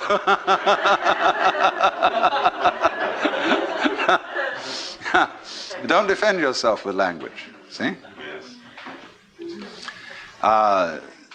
That's like taking off an extra set of clothes. But as I say, there's a certain kind of individual whom this doesn't faze at all. Because he knew from the beginning that he was nothing. And nobody. And of course that's a very important thing to know. Because you have nothing to lose. He who sleeps on the floor will not fall out of bed. And he who has nothing to lose has really no fear, either of the loss of his property, his propriety, or his privacy. But there are other people who, in this situation of the loss of privacy, are completely degraded. The way, for example, we systematically deprive privacy from the intimate inmates of prisons and mental hospitals. You go into a mental hospital. All the Johns are completely exposed. Everything is smooth walls. There are no corners, there are no secrets. Everybody's sort of herded around and they all look the same, put in the same uniform, have the same haircut. And also in the army, in the Marine boot camps. The first thing is to degrade the individual ritually so that he has no privacy. And to see what happens to him if you do that. Now you may, the result of this is that you may brainwash him completely and make him nothing more than an obedient tool of the system. And in this case, you see what you've got. You're back again to monarchical politics. And so in a system where the design of the politics is that the community of human beings is ruled, whether by an individual monarch or by a totalitarian state, makes no difference. But the dynamics of that situation is that this community is not a group, it is a crowd. Now we therefore have to understand the difference between a group and a crowd. Because this is the key to the whole thing, and if you understand this, you can get round the things that seem threatening in a society where there is no privacy. A crowd is structured in this way. There is a number of identical individuals, suitably brainwashed, and there is a leader. Whether this is an individual again, or a bureaucratic entity of some kind. The relationship between them is this.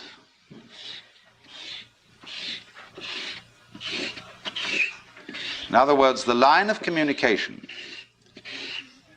is from the individual to the leader. And they're not really in communication with each other at all. Except insofar they may communicate with each other, but this controls the nature of their communication. So in other words, when a politician speaks to an enormous audience, what he sets up is a crowd. Because the audience are individuals who don't know each other. They're just people, they're just heads or hands. And so the leader really communicates with them, and they can't answer back. Unless they do so as a group. Sieg Heil! Then they answer back. But all as a collective. Because along the lines of this kind of communication, supposing I talk to 1,000 people over the radio, and they all send me back letters. Well, I can't read them, much less answer them. There isn't time. So this is a strictly one-way communication. Now then, let's look in contrast to that, to the design of a group. We'll make it a circle again for convenience. Now, a group has no leader, because it is itself an organism. And so the lines of communication run, first of all, like this.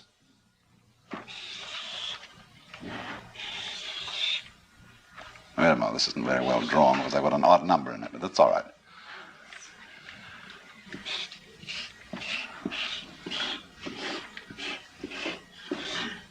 But they're much more complicated than that. They are also this.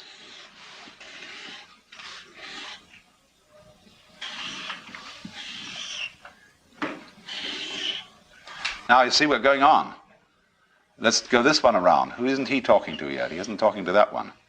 He isn't talking to this one. He isn't talking to this one. You see how, I'm not going to draw this, it'll take forever. But the thing is that this sort of pattern is group communication.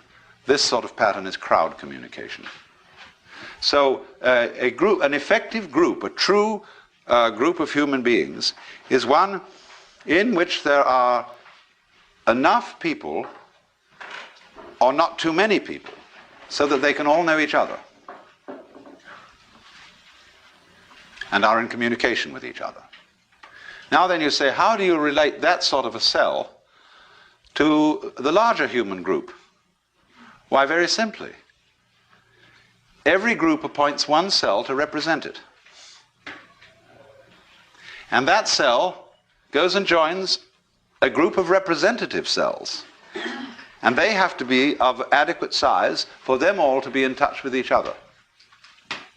And then if it's necessary to go higher than that and include a still greater number of collectivity of small cells, the representative group, representative sub 1, will elect representative sub 2 to go to a representative group of sub 2s. And in this method, which is the actual original design of the Republic of the United States, which of course has been completely overlooked, you get a hierarchy of cell structures where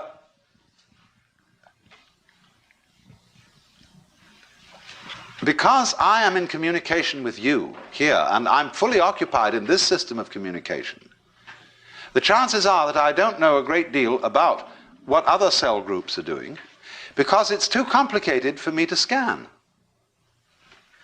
But therefore, we will delegate one particular individual and say, you make a specialty of scanning these other groups around here, so that you have a wider knowledge.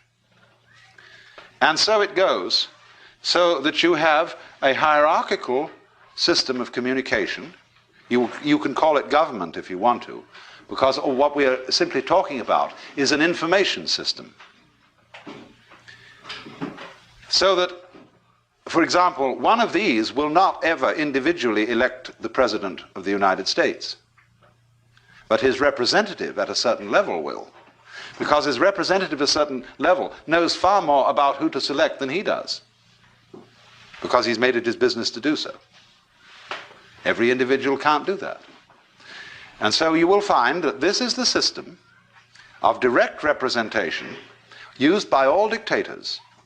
All dictators vote themselves into office by referendum. They take it to the people. They say, you are the people, you elect me. Well, it's the easiest thing in the world to bamboozle an enormous number of people by mass persuasion to do practically anything you want. But you can't bamboozle that kind of structure. It's too strong. Here, with the mass communication, you see everybody getting the same thing. Now, oddly enough, you see, McLuhan, in his thought about the future of communications, says that with the development of the electronic circuits, we tend towards tribalism. And this precisely is tribalism. This is the monolithic state. This is the tribal community. This is utterly paternalistic, but this is different. This gives everybody a chance to have his say-so. And have his say-so not only in terms of a yes or no vote, but the unit, the tribe, is small enough for there to be a discussion. And that's why we can't understand about Indians, Amerindians, why they don't like the idea of voting. They have a powwow. They're like Quakers. The Quakers don't vote. They get what they call a sense of the meeting. Because they all know each other, and they consider putting a thing to a vote as a kind of unreasonable procedure. We should all get together and feel it out and establish through discussion a consensus. So this, as I say, is a very strong human cluster, very difficult to be pushed around by this. Now, as we have developed electronic communications thus far, we have things like great national hookups. So that everybody in the United States is watching whatever it is that comes over ABC or NBC at the major hours.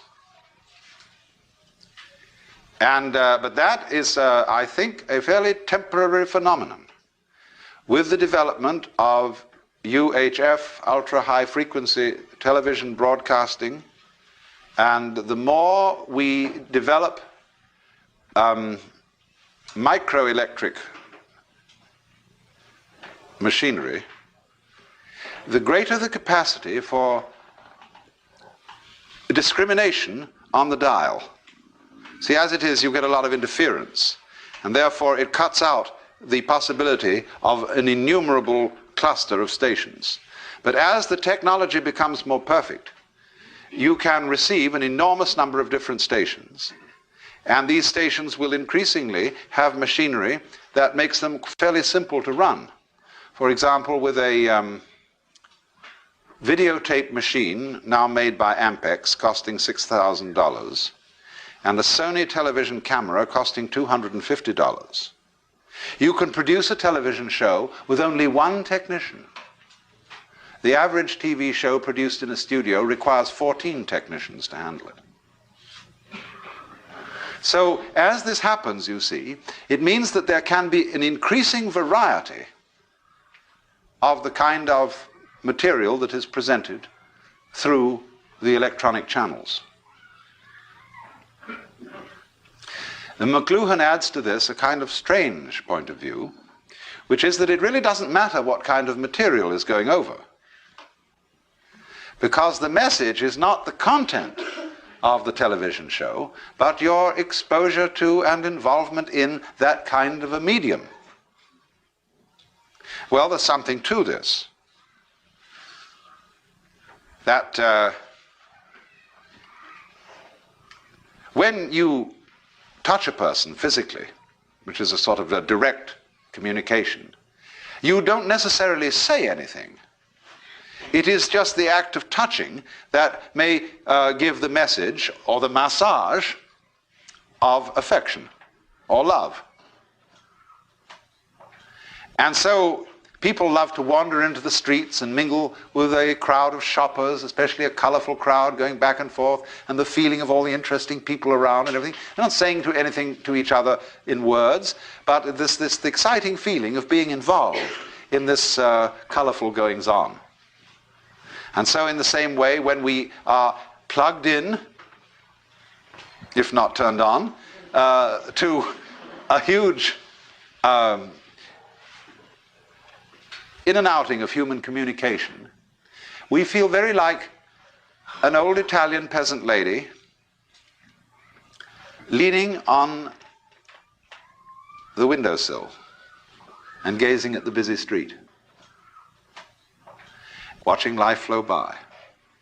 And in a way, you see, there's something, when you see it in terms of the old Italian mama watching the world go by, there's something very fundamentally good about that. Something we associate with colorful villages, exciting streets, and the romance of an archaic peasant-type person. But you see that that sort of thing, of watching an ever-varying panorama of life, is not completely excluded by electronic technology. Especially if people in their net structure are organized here as true nets. This is not a true net. This is just a trap. Well, let's take an intermission.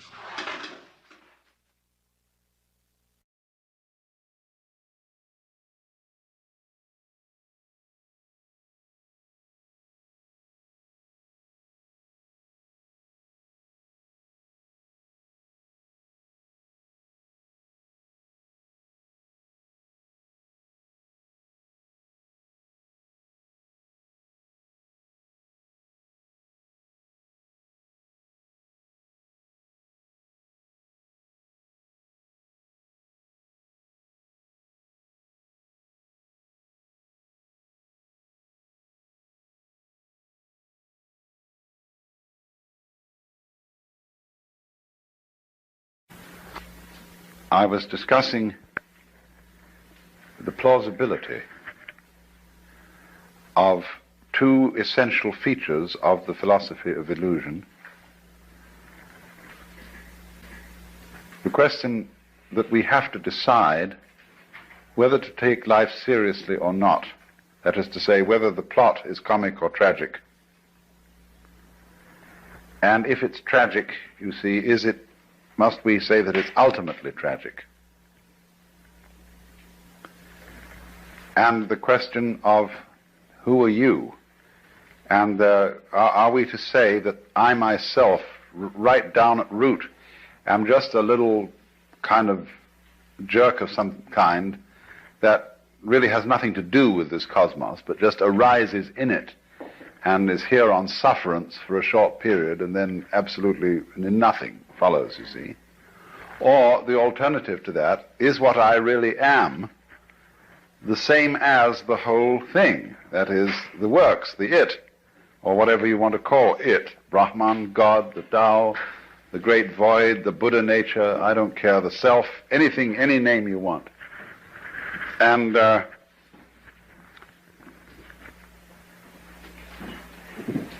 whereas that attitude, you can look at it from various points of view in judging it. You can say it's wishful thinking. You can say that it's insufferable pride.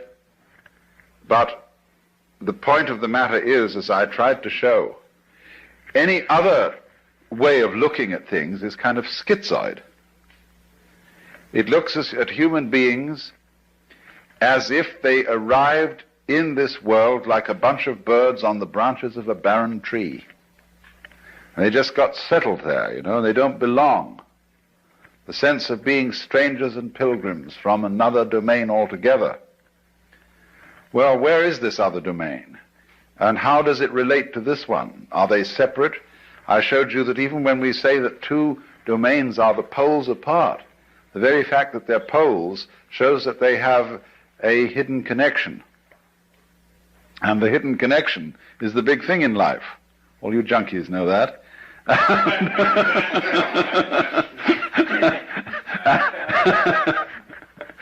And So, in other words, we get a pattern of organization that is radial rather than an assemblage, as if the universe were really a multiverse.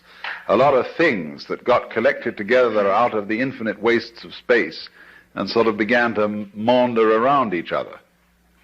Whereas the other pattern, which is so much more sensible, is central and radial. And I showed you how the crystals and the stars and the octopuses and even the human beings are all radial structures. Of course, we don't see our radial relationship to the totality of the universe because it isn't obvious. It's obvious that a tree is an arm of the earth reaching up and waving at the sky, and a mountain is another kind of radiation from the earth, and so is a leg from a body, and hair, and things like that. But what makes human beings, as the highest of the mammals, so conscious of being independent is that they are topologically an enclosed surface, you see, which wanders around independently of the ground. What we don't notice is that we are not independent of the ground at all, that wandering around is something that is entirely related to there being some ground. In other words, when you run up a hill, the hill also runs you up it. The hill rises and lifts you as you run, you see? And if you understand that, you don't take a hostile attitude to mountains and hills. You're grateful to them for lifting you up so high in the air, because that's presumably why you went up, that the thing was high. It was lifted up. You wanted to be lifted up. It lifted you up. You had to cooperate, of course. I always like the illustration that I've used before, perhaps you haven't heard it, of the thistledown. The thistledown, too, comes moving through the sky. I once was playing with the thing, and it just came out of the blue sky, and I caught it like that, pulled it under my nose, and it started to pull, to get away, see? It looks as if it were a butterfly or something that pulls away when you catch it by the leg. And I thought, oh no, of course, that's not the thistledown, it's the wind. Well, which was it? You know, in a famous debate that was settled by the sixth patriarch of Zen, there were two monks arguing when a flag was flapping in the wind, whether it was the wind or the flag that was moving. And he said, it's neither, it's the mind. And so in a way, the same thing was true about the thistledown. The mind is the moving thing, because which point of view will you take? Which attitude of mind will you take towards this? Is it the wind moving the thistledown? Or is it the thistledown that is moving itself with the wind? After all, when you see a sailing boat, and there's a man in the sailing boat, who is moving the boat? Is it the wind moving the boat? Or is it the man moving the boat because he was smart enough to put up a sail? Much smarter way of getting around than rowing. You don't have to work. It's intelligence, you see, the mind that moves the boat.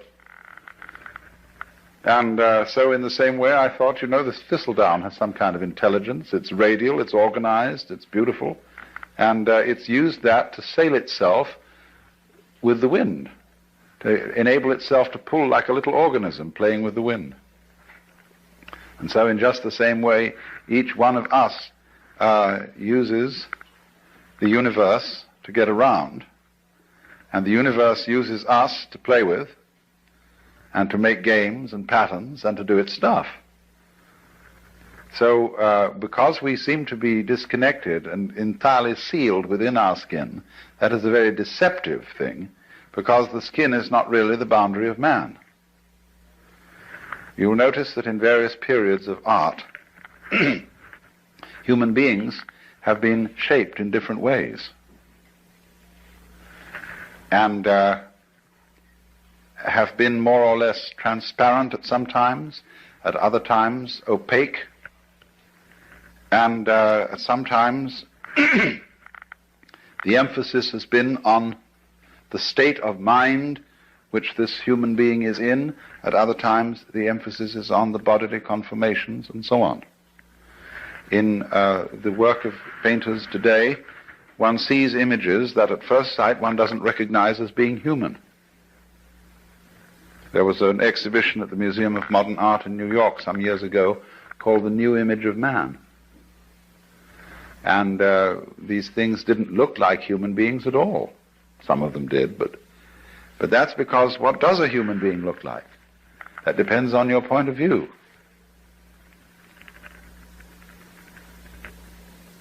You see, if you are prejudiced that a human being is only what is inside his skin, then you think that when anybody paints the human being beyond those boundaries, that he's lost the image of man. He hasn't necessarily lost it at all. You see, there's an old feeling that the shape of the universe is the shape of man. I don't know if you've ever heard that said. That man is the microcosm, and that the universe as a whole is the macrocosm. Now, as you plumb out into the universe and explore it astronomically, it gets very strange. You begin to see things in the depths that at first sight seem utterly remote. How could they have anything to do with us? They are so far off and so unlikely. And in the same way, when you start probing into the inner workings of the human body, you come across all kinds of funny little monsters and wiggly things that bear no resemblance to what we recognize as the human image. If you feel your own pulse, or if you're able to look at an X-ray in some way of your inner organs working, see, they're all strangers to us. We don't know about them. And they give us the creeps, as if they were, coming across some weird insects in the dark. That sort of feeling. But what we will always find out in the end, you see, when we meet the very strange thing, and we look into the distant reaches of space, there will one day be the dawning recognition, that's me. Why, that's me. And the whole game of the universe, you see, is to appear as strange to itself as it possibly can. That's how one keeps variety going. That's how one keeps wonder going, and all kinds of exciting developments. How different can you get? In the beginning, the Lord said, get lost, to himself, you see. So, we shall find, for example, that space that you see all around you and containing you, and you can feel space in many ways. Space is not only something that comes through the eyes. The movement of your arms, if with closed eyes, if for a blind person, is his way of knowing space. And you can hear space audibly. Lots of sounds appear to be in restricted spaces or ample spaces. And silence that goes with sound corresponds to space. And even St. Thomas Aquinas, that old Catholic theologian, said that good derives its virtue from evil, just as it is the silent pause that gives sweetness to the chant. So, but space, you see, that seems to contain, space is one's mind. This was common sense to people living in the early Renaissance, for example, at the time of Dante. There are many references in Dante's poetry to the identity of mind and space. And likewise in a 8th century text in China, the Sutra of the Sixth Patriarch, he likens the nature of mind to the nature of space. He says, just as space contains all the sun and the moon and the stars and the people and the mountains and the forests, so the nature of mind, the nature of consciousness, the nature of oneself contains all these things. So you see that if you think that way, you have an image of man that is global, that is very different from the image in which man is defined as bounded by his skin. That's a prejudice. We think now, for example, I have my own private thoughts. Well, nobody has private thoughts. Because one thinks in images and words, and these words and images are derived from the whole thought structure of the society in which you live. We think thoughts. The domain of mind is very similar to the grid structure of an electric power supply system. You know, what happens is there's a network of power stations and transformers so arranged that if one of them gives out and fails to supply a certain area, immediately the grid connects them with other sources of power. Well, in rather a similar way, our minds are connected. Let's take one very obvious example of it. What Northrop Frye calls the order of words. The order of words is all existing literature, both rhetoric, what is spoken, of course, and what is written down. Now, it's his theory that as a scholar of literature and the history of literature, he can take any piece of writing of a reasonable length and tell you when it was written. Because everything that is written and said is inescapably related to the whole order of words. And it's amazing what little things you might not notice would give you away. Because he can say, well, obviously he has read this, thinking, say, of a particular novelist or poet. So it must come after the date when that novel was published. But he couldn't possibly use an expression like that to say, for example, that it was a capital day. He would never use that expression living, say, in contemporary 20th century America. That's a Victorianism, or it's an Edwardian way of talking.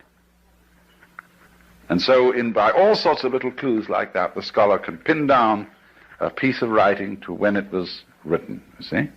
That is because every individual piece of writing is a function of all writing that's being done. Well, now that's a very specific and almost crude illustration of something that's going on in a far more complicated way than that. It isn't only all writing, all thinking is being done in relation to the total order of thought.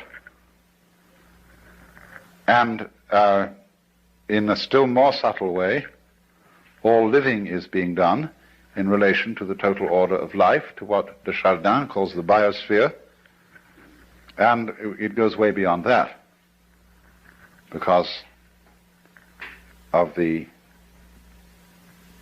vast interplay of what we now call gravitational and electrical fields, which embrace everything that there is. That is why the ancients, when a person was born, cast his horoscope. That was a map of the universe at the time of that person's birth. And therefore it was a drawing of his soul. Because the soul is not inside the body. The body is inside the soul. The soul, your soul, is the whole universe as it is focused upon your organism. Now, of course, astrology is a very primitive science, and it interpreted the influence of the universe upon the individual in very crude ways, and it works mostly by good guesswork on the part of the astrologer. If you know how to tell fortunes at a fair, you will find out a great deal about how all these predictive psychic sciences work, because the client invariably gives himself away.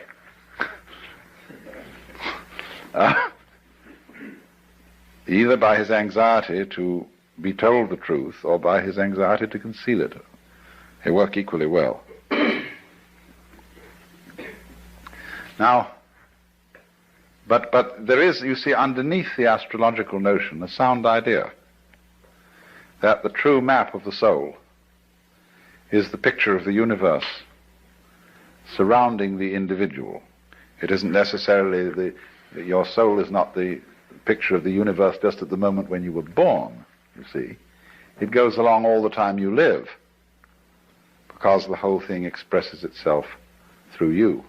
And therefore, in that sense, the map of the stars, the horoscope, etc.,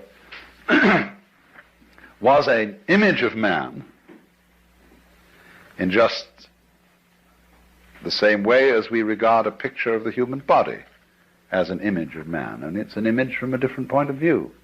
It's a bigger image. It shows, in other words, that your mind is very largely outside your body. After all, it's inside too. It's simultaneous. You see, I cannot think, I can't have a mind without seeing, feeling, and relating to other people. Without all the social institutions, not only language, but the laws, the customs, the gestures, the rituals by which we relate to each other. All those things compose the mind. For the mind is a huge network of relationships and interconnections at a high level of sensitivity. Mind and matter are, of course, polar. They go together. They're two ways of thinking about the same thing, or shall we say two dimensions of the same thing, just like length and breadth, or just, shall we say, like shape and color. You see, nobody ever saw a shape that wasn't colored. Nobody ever saw a color that wasn't shaped. And yet we can see there's a very clear difference between color and shape. But they always go together, they're always found together. Well, it's the same sort of relationship between mind and matter. And the difficulty that people have in trying to reduce one to the other, and saying, well, the world is only material, or saying, on the other hand, that it's only mental, is the same difference you would have in trying to reduce all shapes to colors, or all colors to shapes. So perfectly, and yet stay so marvelously different. That's why the Buddhists say, difference is identity. Identity is difference. It sounds goofy, but it makes a great deal of sense, because what it's saying is a relational thing. That you don't know what identity is unless you know what difference is, and you don't know what difference is unless you know what identity is. That relationship between so-called opposites is called in the Chinese technical Taoist vocabulary mutual arising. So they say to be and not to be arise mutually. High and low are mutually posited. Long and short are mutually delineated, and so on.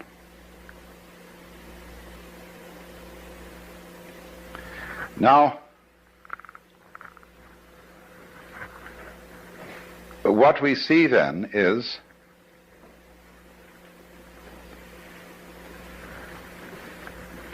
the totality of the cosmos focused at each point, you see, gives rise to the illusion of the independence of the point from the whole. Just as the human being, by virtue of having an enclosed epidermis, and to be able to walk instead of having to be rooted to the ground, presents the illusion of being separate. And so that's why I asked Vada to do these demonstrations last night, because he showed visually the interdependence of the figure and the background, and how the two play together, how you can switch from paying attention to one to paying attention to the other, and in each case it's significant. That is an art that we have lost in our day-to-day perception of life, and it leads, practically speaking, to the serious problem of ecological blindness. That is to say, to the ignorance which most human beings seem to suffer from, especially in our culture, that they are inseparably related to their physical environment. It looks as if we aren't. It looks as if we can go out with bulldozers and insecticides and every kind of a gadget and make over our physical environment as it suits our whims. But then we discover to our consternation that we've upset all sorts of balances, that the house we made such a nice flat lot for on the hillside suddenly slides down the hill when there's a rainstorm because we took away all the shrubbery that was binding the hill together. And, you know, this happens in Hollywood every day. And,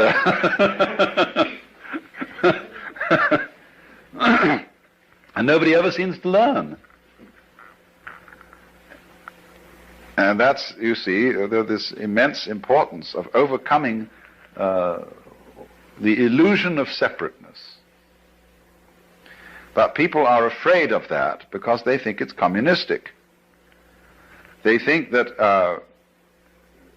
the grand style, the great thing about Western civilization is its stress on individual personality and its value. And that we have created the ideal of personal integrity. That is to say that the most important thing in the world is the individual. All collectivities, corporations, states, and so on, exist as servants of the individual. And if they get in his way and they interfere with his private enterprise, whatever that may be, it's a bad thing. Man, the individual, is the crown of creation from this point of view. And therefore, when anybody suggests that individual man is not what you thought was an individual, but is in some way united with, grounded in the totality, then if you're this kind of rugged individualist, you mix up your vocabulary and you call the totality the collective. Now, the collective and the totality are two completely different things. The idea of collectivism is based on individualism. It's the idea that the society of mankind and the physical environment beyond it is a collection with nothing of the kind. That's the idea of cosmic flotsam and jetsam that all floated together into a collection. And that's the obverse of individualism. You know, American individualism is the same philosophy as Marxist collectivism, seen from the other side, because they're both based on the same erroneous sensation of individuality. Now, what people don't understand is that a complex and interesting personality is not a matter of being isolated. It's a matter of being deeply connected with and aware of one's relationship to the whole surrounding cosmos. Let's suppose that I'm preparing to make a date with some lady, and she's such an individualist that her thoughts are only occupied with herself. She never thinks about anything that isn't herself. Well, she's an awful bore. She has nothing to say. She's not interested in any books, in any landscapes, in any works of art, in any literature, in any other people. She's a total bore. But the more, on the other hand, she would be interested in all those things that are supposed to be not herself, the more of a colorful personality she becomes. So the rule is to get away, you see, from these ideas of the individual as finding his individuality and uniqueness through independence, but rather finding his individuality and uniqueness through being related. Because, you see, that's what makes us look at the word relation from another point of view when we talk about our friends and relations. Supposing I come across some individual who I can't make out what kind of a thing he is. I can't make out where he came from. His accent isn't American, it isn't British. It isn't particularly Middle Western. It certainly doesn't have the overtones of New York or New England. He just talks flat. And as to his style of clothing, it's utterly nondescript. Well, I think this is pretty much of a bore. What I like to see in an individuality, in a physical individual, is ways that I can relate him to his ancestry. That he has this little subtle accent, or this mannerism, or this eccentricity, or whatever it is that connects him with a great background, you see? But it's his connection with his background that makes him so significant. If I can't see that connection, he becomes uninteresting. So, there is no thought in this approach to devalue the individual. What really does devalue the individual is any kind of religious or political philosophy that overstresses his isolation. And this is something that Californians in particular need to take note of. And because many people feel, you see, that the development of technology and of centralized government is a direct threat to the value of personality. Well, in some ways it is. But that is only because technology is being developed by personalities who don't understand what personality is. They're working on the old individualist - collectivist point of view. They're the same. So then, you see, this is then the illusion created that the individual is operating all by himself, that actions and thoughts and deeds proceed solely from inside his skin, so that we can say, there's where it started. You see? Well, that's the game of praising and blaming. The game of who started it, who can we give candy to, who can we bang on the head. In other words, somebody has to be it. As in The Farmer in the Dell, you know, and finally we get the end, the cheese stands alone, the cheese stands alone. Hi-ho the dairy, the cheese stands alone. Well, why? Who started it? The group.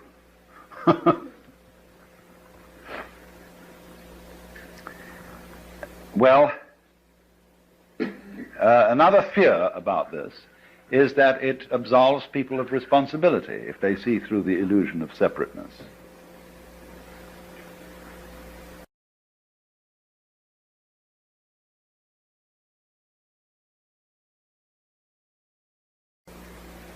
That no philosophy of history has really succeeded in making anybody more or less responsible. In other words, let's say that you are a Christian, a Catholic of the old-fashioned medieval type, who believes that you've got an individual soul with free will, and that you're under responsibility to God to obey his law, and that if you don't, the most disastrous consequences imaginable will befall you. You'll fry in hell forever. There's no evidence whatsoever that believing in that made people any more virtuous than they are today. None at all. Indeed, clergy who believed in all this owned whorehouses and all kinds of things. They were just as contemptuous of law and order as anybody could be now. And part of the reason was, of course, that the threat of hell was an unimaginable penalty, like the H-bomb. It's just too big to think about, and really brings justice into disrespect because it uses such crude and clumsy methods. You know, it's like using a steam hammer to drive in tacks.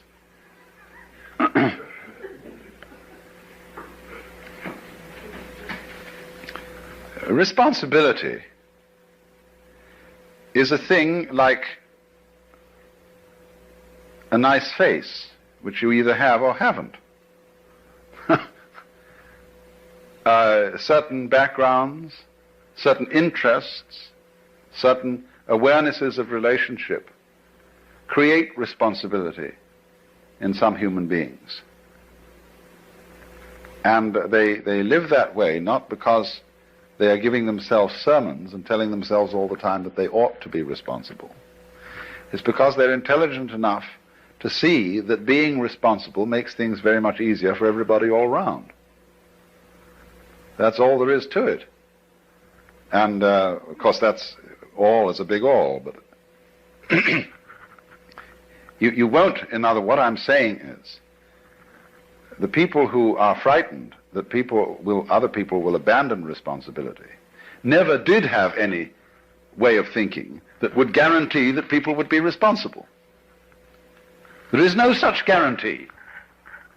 If there were, we should be automata.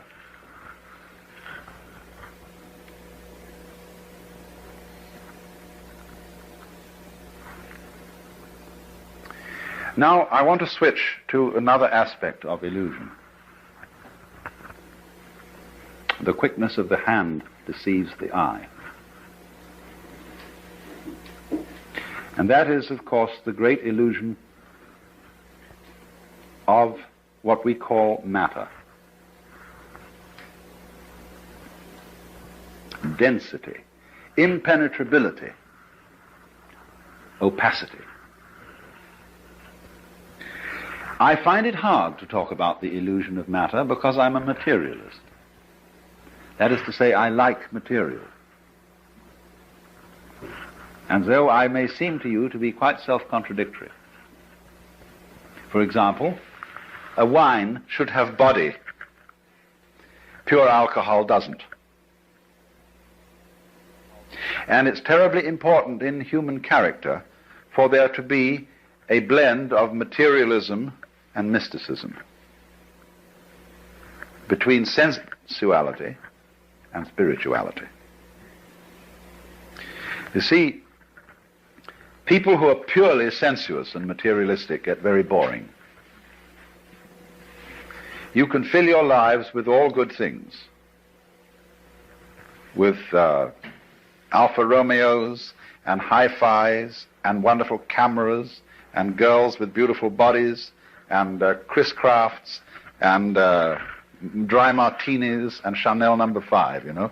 And after a while, if that's all you've got, it gets sickening and the bottoms begin to feel like plastic and the martinis taste like medicine. And somehow, you get a distaste for life and even for mountains and trees and waters. And then on the other hand, the purely spiritual approach to things is too rarefied, too earnest, too abstract, too purely Euclidean.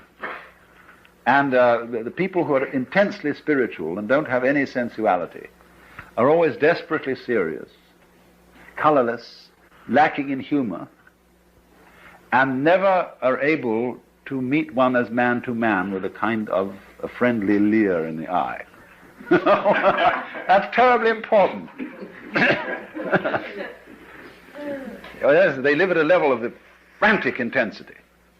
I see these two extremes need each other.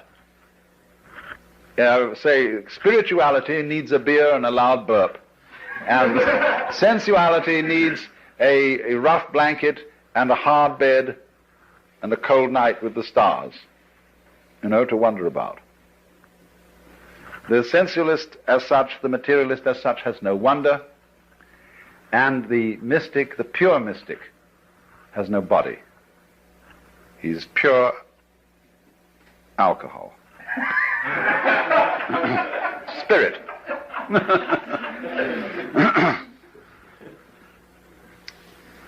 So, if then one should say that material is an illusion, this seems to be selling out to the spirit people and to the mystics. And so Christian scientists are, generally speaking, as personalities, totally lacking in materialism. They're prissy and lacking in color, and their churches are very, very disagreeable. They're all reading desks, and they're too bookish, and they have no ritual, no ceremonies, no verve, you see? It's all cerebral. And likewise, when people get the wrong idea about Hinduism or Buddhism, they go in for this same ultra-mysticism. They start disbelieving in all material pleasures as crutches. And it's very bad to have crutches, you see. You shouldn't take aspirin when you've got a headache. You shouldn't wear glasses. You shouldn't show dependence on anything. You mustn't like your food too much, because that's becoming gluttonous. So you eat very plain food, which is not spiced, and you eat it out of a sense of duty. That is to keep the body functioning. You drink only water, because other drinks might cause certain dependencies and give you too much pleasure. And because the idea is, you see, you've got to control your mind and keep it absolutely calm and still so that you are not dependent on matter. And that's altogether the wrong approach, because, it is a game you can play. It is one of these possible things. You can play the Jehovah's Witness game. You can play the three-seed and the Spirit Baptist game. All these are various things which you can play, just as you can take up a hobby for bridge or fishing or something like that. But what happens is, you see, that the notion that the material world is an illusion is turned into a judgment of value. If it's an illusion, therefore it's bad. I ought not to be under this illusion. Well, the reality of the matter is that if you see that the material world is an illusion, you can enjoy it a great deal better than if you think it isn't. A true materialist, therefore, is one who knows that material is an illusion. Then he's not afraid of it. Then he can enter into the dance of material with real zest. Because, you see, if you're a false and a fake materialist, what's happened? You borrowed money to buy yourself a Cadillac, an impressive house, ranch style with a picture window and a patio and a swimming pool, and you've bought a lot of stock, and you somehow wangled the money and borrowed it, and you keep lying awake nights wondering if you're going to make the payments. Well, there's no point in that at all. How can you possibly enjoy all this jazz, if that's the kind of jazz you want to enjoy, if you've got to worry about whether you pay for it or not? And you get hopelessly involved, you get commitments here, commitments there, and finally you have a nervous breakdown and shoot yourself. The only way to enjoy material is to disbelieve in it, just as one can disbelieve in money. Then you can have zest for it, you see? Otherwise, it's much better to be poor. If you have no taste for this kind of life and no real interest in it, but feel that somehow you ought to have it for status reasons, it's much better to stay poor. Not have any of that stuff at all. So, then this is the important thing I'm trying to say. Material is an illusion, but a great illusion. And the point is to swing it, and not to run away from it on the one hand, or to get stuck on it in the other. Then you can play with it. It's just like a wheel going round. If the wheel is too loose on the axle, it wobbles all over the place. If it's too tight, it won't revolve. But you kind of sit loose, you see, to this thing. Not too loose, though. Now, in what way, then, is the material world an illusion? Well, we know a lot about this now from our physics. And we know that what we call solidity is force, contained force. The agitation of particles or wavicles or whatever they are at such an immense speed that they become impenetrable to other agitations. So that when I put my foot on the floor, the reason it doesn't go through the floor is that the floor is coming into existence and going out of existence so rapidly that there is no interval through which my foot can penetrate. Like an airplane propeller, you can't put your head through it without getting it chopped off. Only that if it were going far faster still, it wouldn't even cut your head off. It would just be like banging your head against a brick wall. And it has to be going fast too within an extraordinarily small and restricted space. The airplane propeller is whizzing around through a considerable space in relation to the size of a head. But if it were going much faster, but through much smaller spaces, you see, then it would be like banging your head against a brick wall.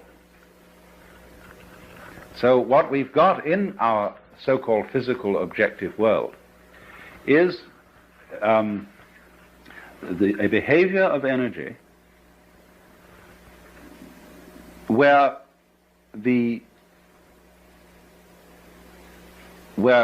matter arises from it through its behavior in restricted spaces.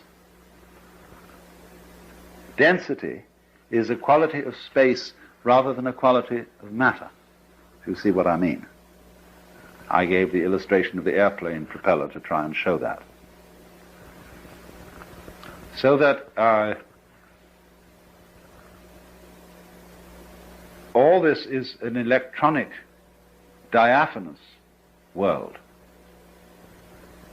very similar to other creations of electronic patterns, the dance of forms on the TV screen, the rainbow, the aurora borealis. It's all fundamentally like that. Only we are of the same kind of jazz, you see. Our bodies are this dance too, and therefore the physical world feels real to us. In other words, it feels solid because we are something of the same kind. If we were on a different wavelength, we'd walk right through it, in the same way as radio waves come right through the house. They are of such a nature that they can penetrate the spaces, the interstices, or in some way jazz signals through. And but we are on the same wavelength, you see, as the wall, and so don't go through it. But nevertheless, the whole cosmos is therefore a function of energy, or you could say of light, something like light, and therefore we and it are all diaphanous.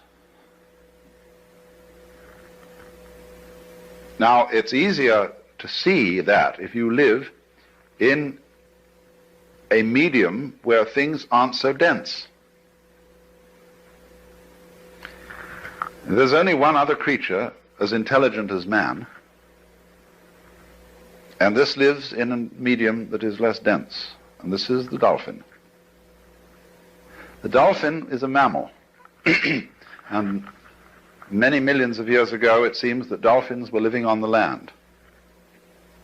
But they are very clever, and they decided that the land was no place to live, because getting food was difficult, and you had to lug yourself around, and there were many, many bad shows about the land. It had very curious changes of temperature. It became unspeakably cold and unspeakably hot, and you had, in fact, to work. Well, no sensible person ever works. I never work, I get paid for playing. And everybody should do that. That's the mark of an educated man, is that eventually he gets a job where he's paid for playing. And a worker or a proletarian isn't necessarily a poor man. There are lots of poor, a poor man like, say, Selig Morgenrath or Eric Barker around here, they're not proletarians.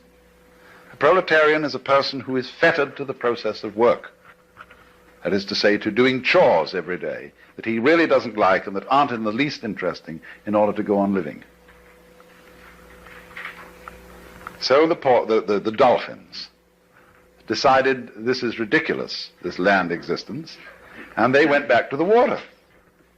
And it's pretty easy to fish, you see. There are plenty of fish in the water and things to eat. As we know, the ocean is the greatest food supply in the world. And when they'd eaten a few fish or whatever they need, they decided just to have a ball. So the dolphin can get abreast of a ship, get one of the wakes coming out on the side, can set its tail at an angle of 26 degrees, and be pushed along by the ship. And it's not going anywhere. There's no reason to go along there. As if it had to get to another part of the sea is pretty much the same all through. But they're just going whoop, boom, and they chatter and dance, and they're really highly civilized beings. And so, please don't anybody ever kill dolphins or be unkind to dolphins, because they're exemplary, high-minded creatures. And we shall soon discover this. As soon as we can set up communication with them, they will tell us all about it, and we will then invent a new style of civilization based on frolic.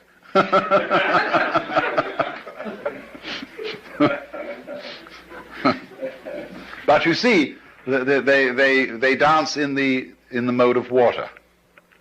Now, human beings, as Toynbee has pointed out, as their civilization progresses, they begin to lose their roots. And they are less and less tied to the land. They go into the air. And what's going to happen if man develops without blowing himself to bits, if he can get over the hurdle, you see, that dangerous point, is that gradually all roads are going to disappear. And the earth will have centers of human habitation, you see, but no roads. They'll be as obsolete as railroad tracks, because everybody will fly. And once the medium of air is much more fluid than the medium of water.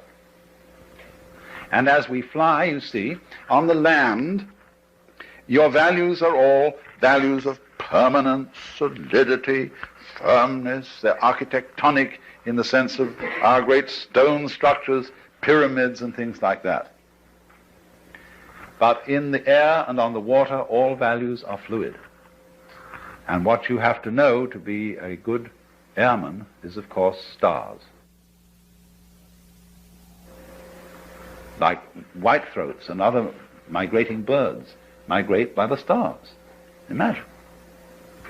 But once you start relating yourself to the stars, you realize that you're living in a universe where directions are all relative. And you become a being capable of existing in non-solidity. And that's why Buckminster Fuller, believed that all techniques and really all culture came from the sea. The men who first learned to sail were the wise men. He has a fantastic idea that there were initiates, great priests who were ship's captains, and that although some of their humble seamen didn't know all the secrets, that these priests were the first people who knew that the world was round. And that gives one an entirely different theology, you see, than if you believe that the world is flat. And so from the priests of the ocean, the landsmen learned how to use cranes, blocks and tackles, how to build, what a good house an overturned ship made. And so to this day, a cathedral has a nave as its central auditorium, nave from Latin navis, ship, showing the connections between ships and the first temples. And so Fuller goes on to say, now if you're a good architect, as the ancient architects learned from the ocean, first thing you should do when you get through architectural school is go and work in an airplane factory. and understand the beautiful thing that man has made in a fine, fine airplane, you see, which is as great as a bird in its own way, because that's the architecture of insecurity. And that really lives with insecurity. Well, let's have an intermission.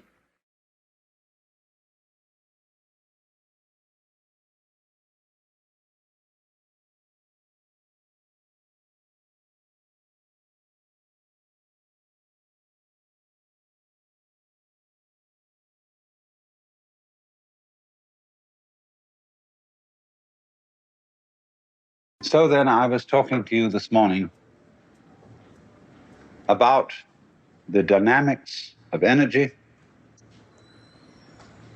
about the way in which we select vibrations, and about the basic principles of meditation as it is understood in yoga and in Buddhism and in Zen, as a process for bringing about mental quiet, which is not pure passivity, mental limpness, just as physical relaxation is not physical limpness, as if you were a wet rag over a clothesline. In the process of meditation, one is completely aware of all sensory inputs. You don't try to shut off your senses.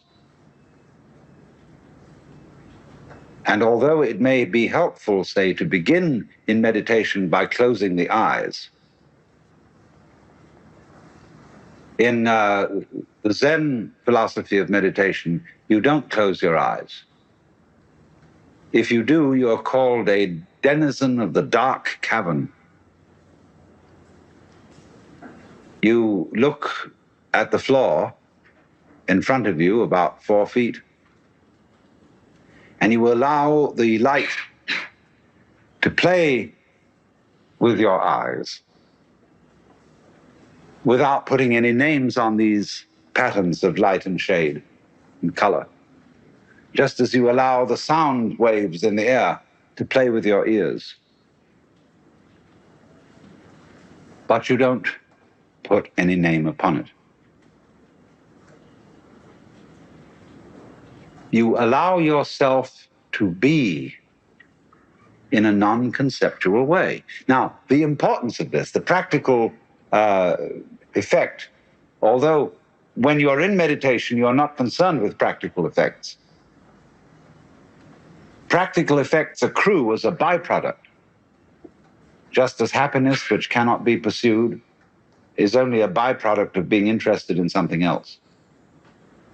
But the disease of civilization is that we confuse the world of symbols with the world of reality. As I said this morning, you all know what reality is. And it doesn't have to be explained to you. And if you try to define it, you become a professional philosopher, and you will eventually shrivel up and die. But you know what it is. It's this. So, we are in a very serious condition in the world today. We are trying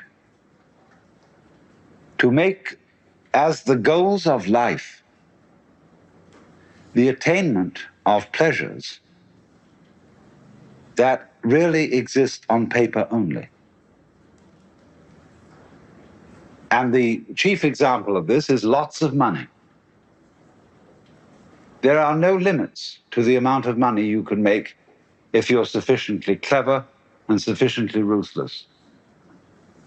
You can go on and on and on and on. But there are very strict limits to the amount of beef you can eat at one meal, to the amount of girls you can give, to whom you can give adequate satisfaction, to the number of houses you can live in, to the amount of clothes you can wear. You can have, supposing you wore 3 suits a day and you wanted to be different all the time, all right, there are 365 days to the year, multiply that by 3, and that's enough for anyone, with dresses also. Then that there is a real limit. And you would consider, if you were wearing a completely different suit for 1/3 of the day, and you never wore it again, after a while that would become a bit absurd. You might find a favorite suit, one that you felt suited you. What is a suit except something that suits you? And you would go back to it. And you would want that one again. Same with a woman. You find you've got a favorite one, and you want to go back to her and keep her around, see? And you have a house. You can have hundreds of houses if you're very rich, but you find you have a favorite one and you want to go back. So there are limits to what we can enjoy in a material, physical, real sense. Although I must say, when I say real, and I also join with that the word physical and material, the real world is not necessarily physical or material. The ideas that come out of the history of Western culture that we say physical or material, these are purely conceptual. You see, when somebody says, I'm a materialist, and I think there is nothing but material, see, and all the spiritual stuff is just fantasy. The idea of material is itself fantasy. These flowers are not material. Material is an idea, is a concept. These flowers you can only understand by looking at them and feeling them. We don't know what they are. We see the patterns of energy and the delight of them. But a person who says, well, this is just material, doesn't realize that he's some kind of a fantast. He's trying to say, he's trying to put his personality up against the spiritual people who say the real thing in life is beyond all these things that we see and hear. There is a happy land far, far away. There is some kind of a thing beyond all this. And that's a kind of one-upmanship. People in religion are the worst game players in the world. They're always trying to outface each other and say, well, you don't have quite the right conception. Even among the most orthodox confraternities, say Orthodox Catholic theologians, they're always trying to one-up each other. Say, yes, you believe that your explanation of the doctrine of the Trinity is very correct, but there are certain subtle respects in which you haven't quite got the point. And they go round and round and round on this forever. Because it's not really religion at all. It's a form of personal contest. Because everybody in the world almost is challenging someone else to say, you're not real, are you? You're not really sincere.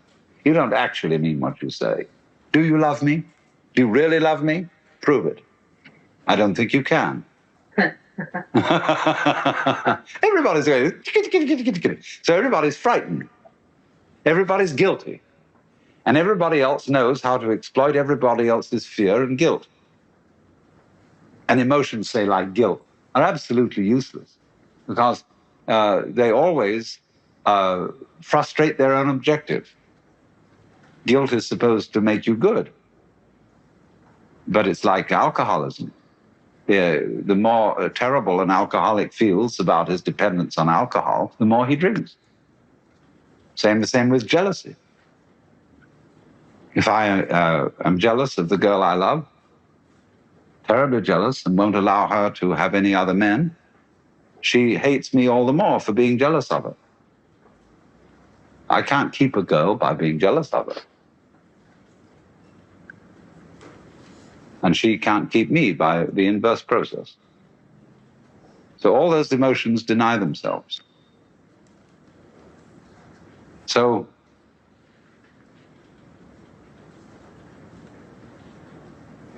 we have to see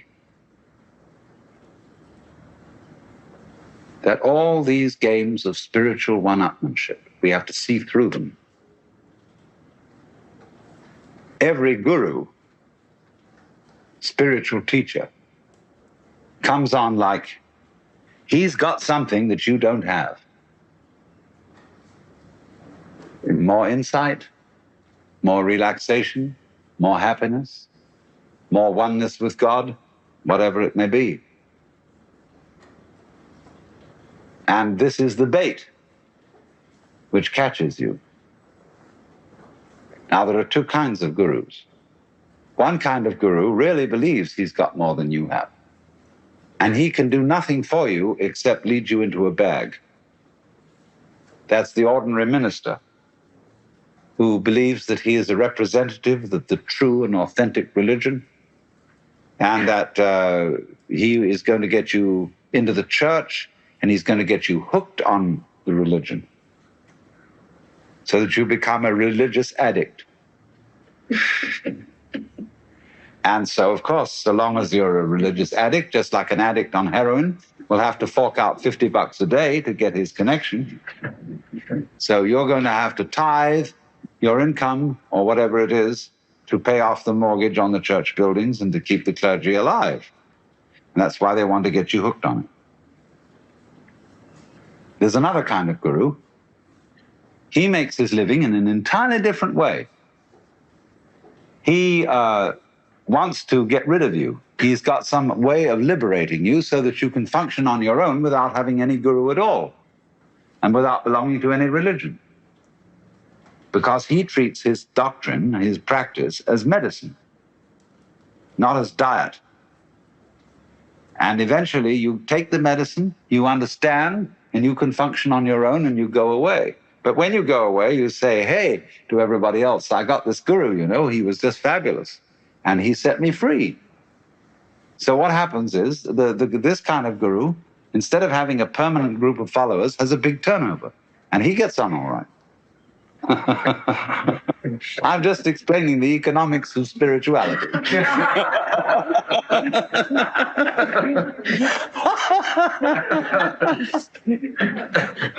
And there's another side to this, incidentally. Wherever a guru happens to liberate people instead of enslaving them, other people will want to do the same thing. And that's all right. If you're a close type guru with want people to stick around to pay the mortgage, you don't want any other gurus in competition with you, because that's taking away the business. I had a very funny adventure in Thailand. I was wandering around a temple, and I was sort of looking, my gaze was cast downwards, and I suddenly came across a bookstall. And there was a book on the kind of meditation they do in Southern Buddhism. And I said, oh, I was just sort of talking out loud to myself, that must be Satipatthana. And a voice said, you practice Satipatthana?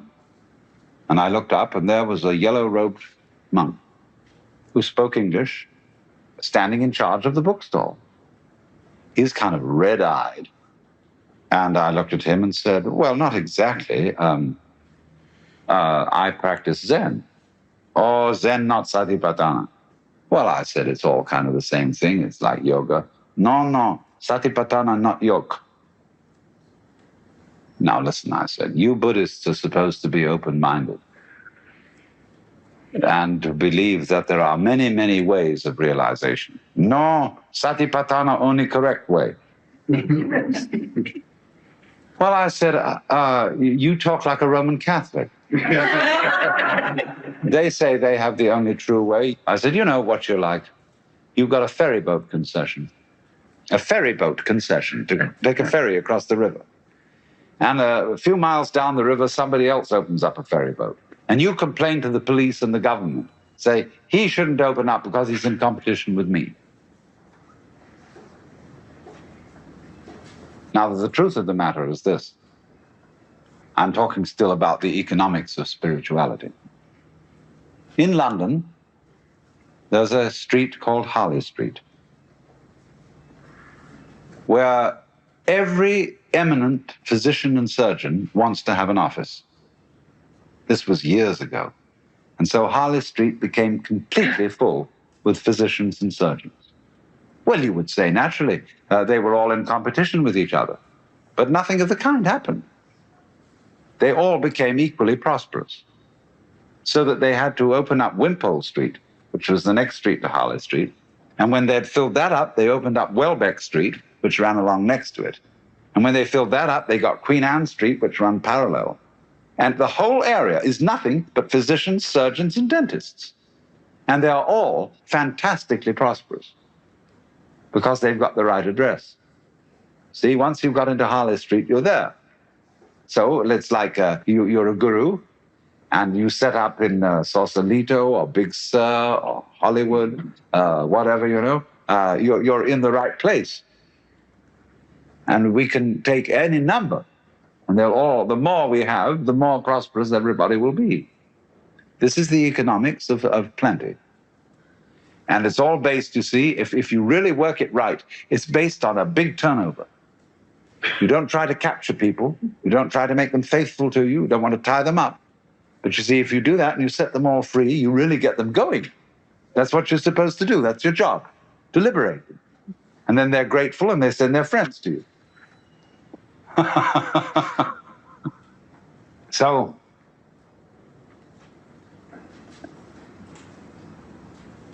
the craft of mysticism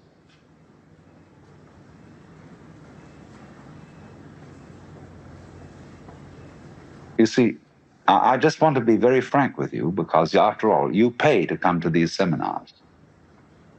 And in India, it's considered very, very immoral to ask for money for spiritual teaching.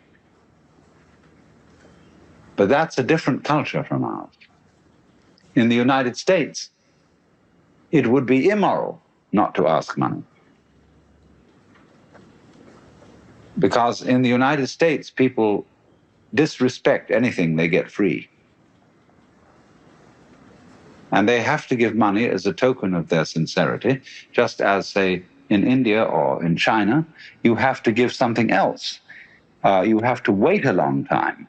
You have to be persistent in token of your sincerity. But in this country, the hang-up is money.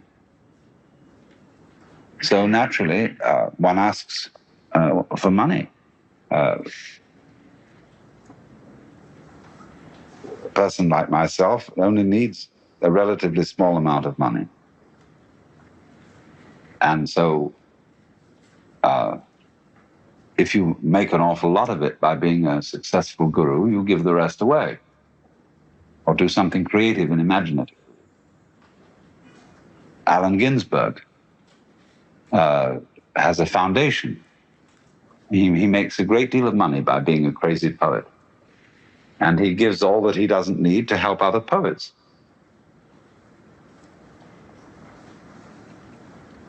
So then,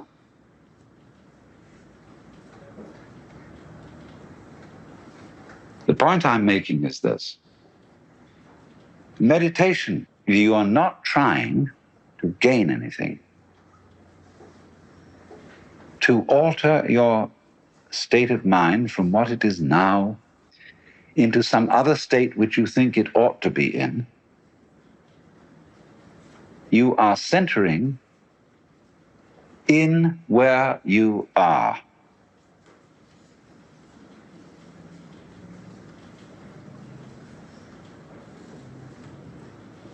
But you see, the difficulty for us with this is that we do everything.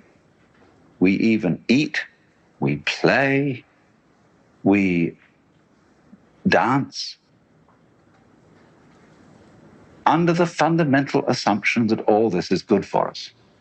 We go to concerts to improve our culture, to the theater, to the movie, in order to be able to say we have become more educated. We have improved. And as a result of this kind of motivation, we don't really do those things at all. If you go to the concert to become more cultured, you are not really listening. So meditation, above all things, because it's got a slightly disciplinary flavor to it, a slightly religious flavor to it, is something that people use somehow to get ahead in the game of spiritual one-upmanship. And I get sick and tired of people who go and study Zen and come back and brag about the long hours of meditation they put in and how much their legs hurt and what a great ordeal it was and how good it was for them and how you who haven't gone through this discipline are a kind of underling. See, I've had this put on me for years because I didn't go to Japan and didn't sit around in zendos and worked it my own way. And they say, well, you're just a dilettante. See, you haven't suffered as much as we have. And you really ought to suffer. You ought to put up with those long endurance tests.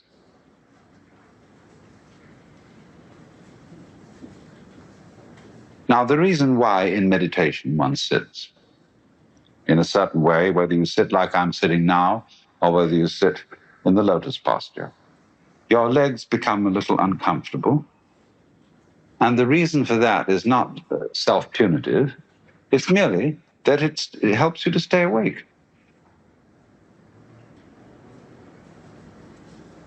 That's all.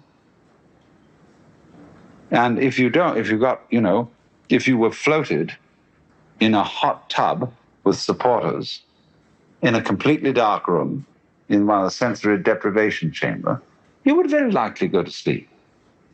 But the point in meditation is to be wide awake, without, however, the intellectual chatter going on in the head. And so a posture which involves a very certain subordinate degree of discomfort keeps you awake. Actually, when you get used to sitting this way, I can sit this way without extreme discomfort for at least 40 minutes, even longer. And it becomes natural.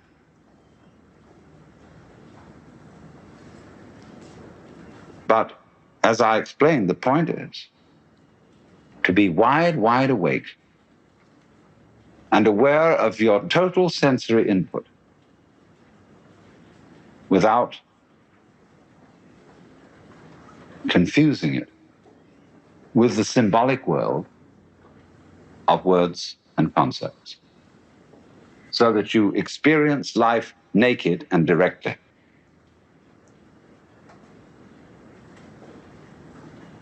Experience you naked and directly, without having in your head the concept of who you are as a role player, as a personality, as an ego. And this becomes, in due course, a very pleasant thing to do, so that meditation becomes not something that you put in so much time at, like you might put in time in a jail, but becomes a pleasure. Of course, from the point of view of our religion in the United States, that's almost sinful. Religion isn't supposed to be a pleasure, because it's supposed to be joining with Christ in suffering on the cross. Look, there's enough inevitable suffering going on anyhow. You're going to die one of these days. Everybody encounters difficulties in their lives. You don't need to go out of your way to seek them. So now, there are two fundamental approaches to meditation.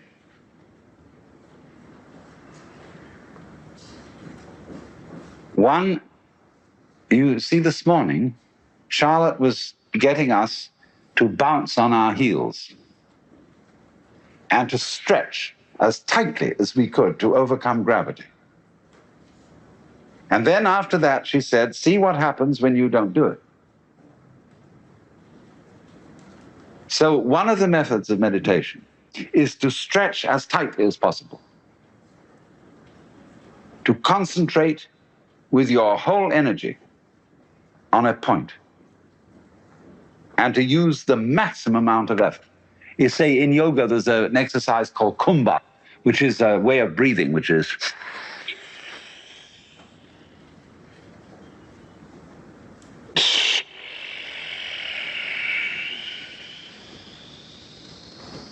it's a kind of force, holding the breath as long and as tightly as you can.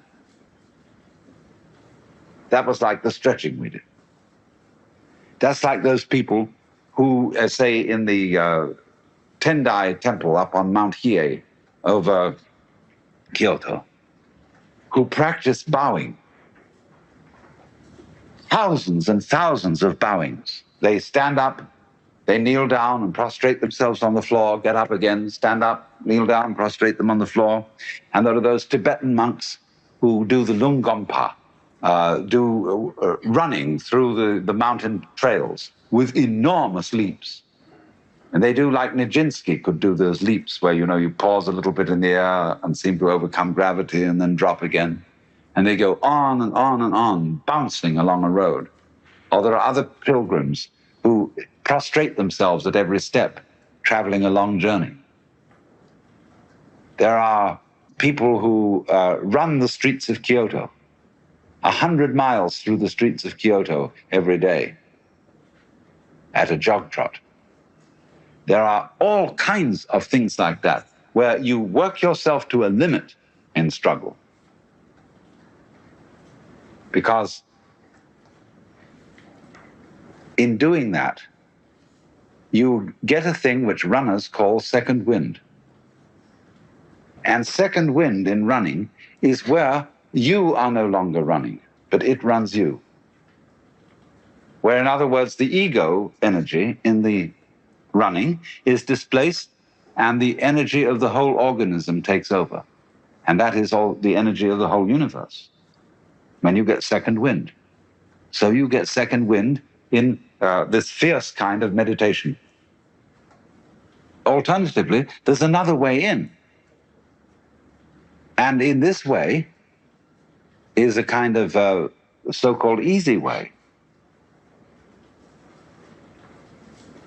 And one uses it for a different type of personality. There are certain people who must have the difficult way because they don't know they exist unless they're sitting on a spike. And those kind of people who don't believe they're real unless they hurt have to follow the difficult way. But there is a subtle way, which is the Taoistic approach, wherein instead of trying to master and dominate your body-mind, you let go of it. And you let it do whatever it wants to do. Let's suppose, for the sake of example, for a moment, you just close your eyes and allow your eardrums to respond to any sound going on.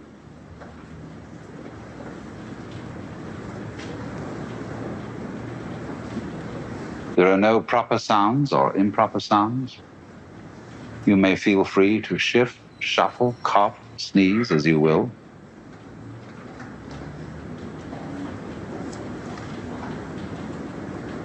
Don't try to identify, locate, or name the sounds that you hear.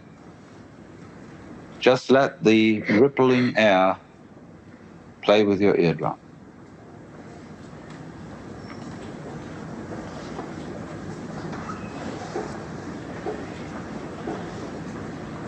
And as you hear the sound of my voice coming across to you, listen to what I have to say simply as tones. Your brain will take care of understanding it. You don't try to understand.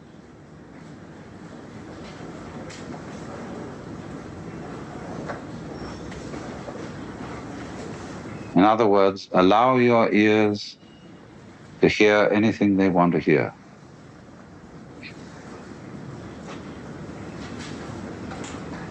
And to assist you in this, keep your tongues relaxed in the lower jaw.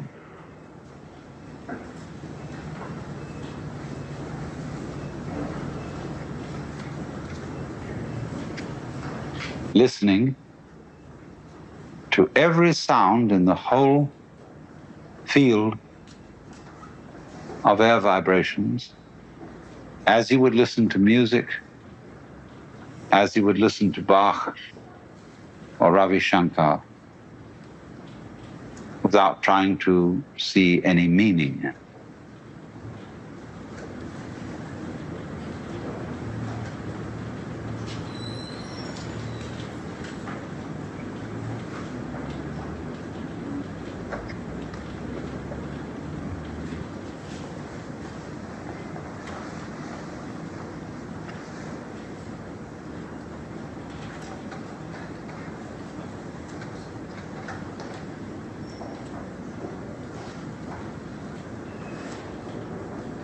There is no hurry.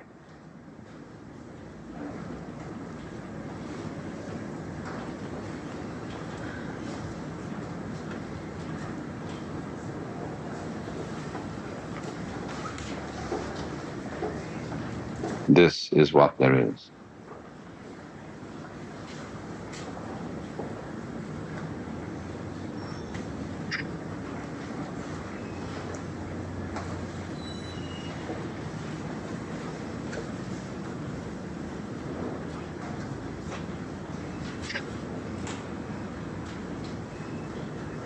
Well, now, of course, one can do that through all the senses, not just the ears, but the body feeling, skin contact, the breath,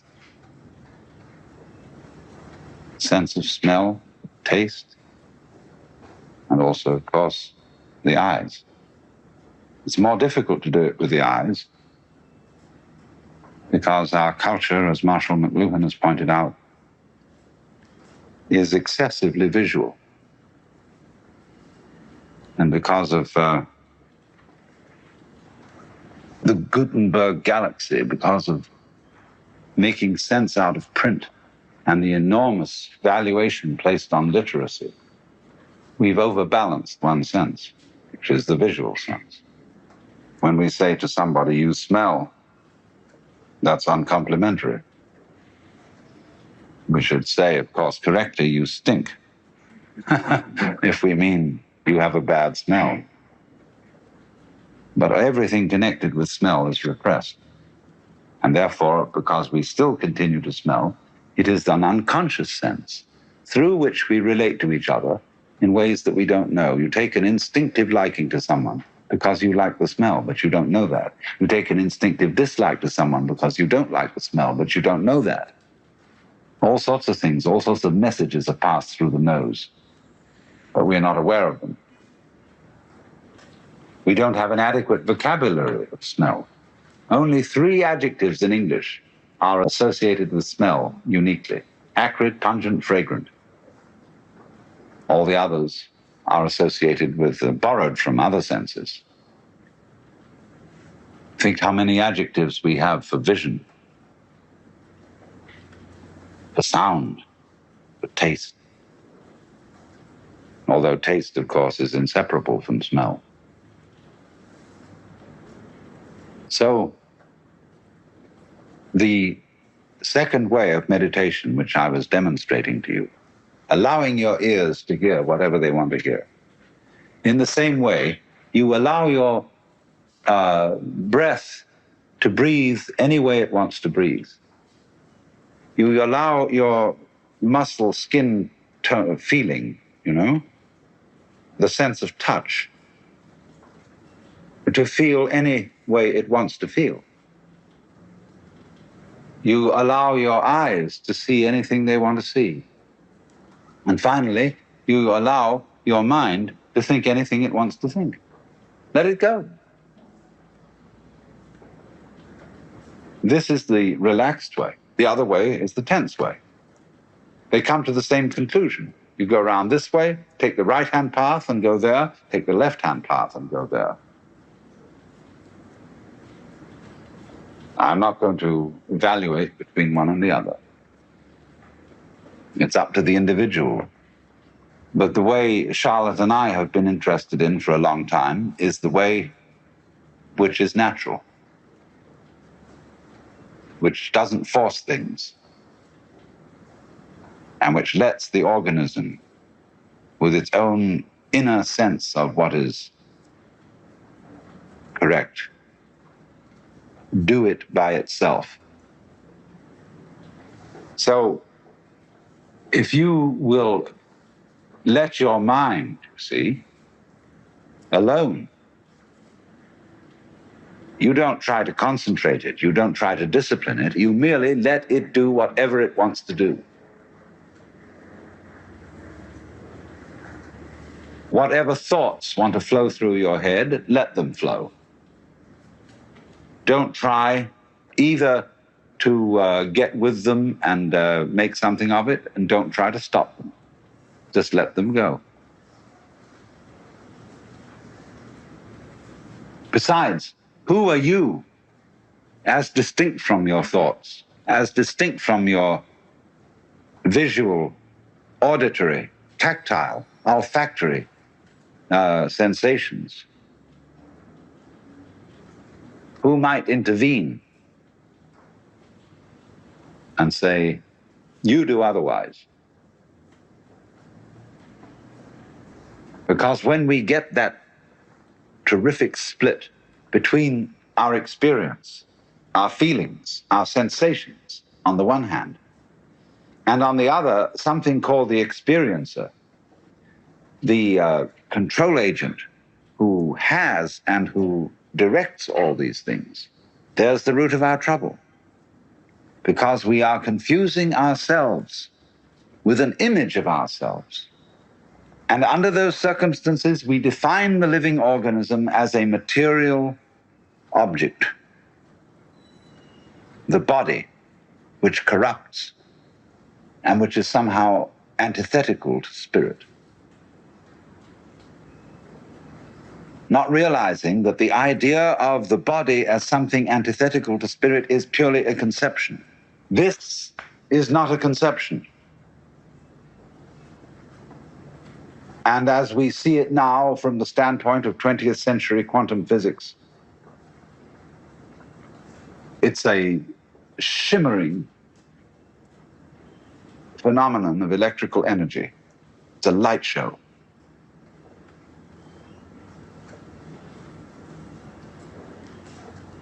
This isn't what we used to think of as physical at all. You know, block, chunky stuff. It's a zizzing dance. It's like fire. That's the meaning of the Buddhist figure Fudo. This guy with a sword in one hand and a rope in the other, with a fierce face and flames all around. Fudo means immovable. He's showing you everything is fire. Just like I said this morning, a flame. It seems to be a flame, a thing that sticks in one position. So Fudo, this flaming god with a sword which cuts off all entanglements, and the rope. I don't know what the rope's for. Maybe just for wiggling. He cuts loose our conceptions so that we can see this all too solid flesh dissolve.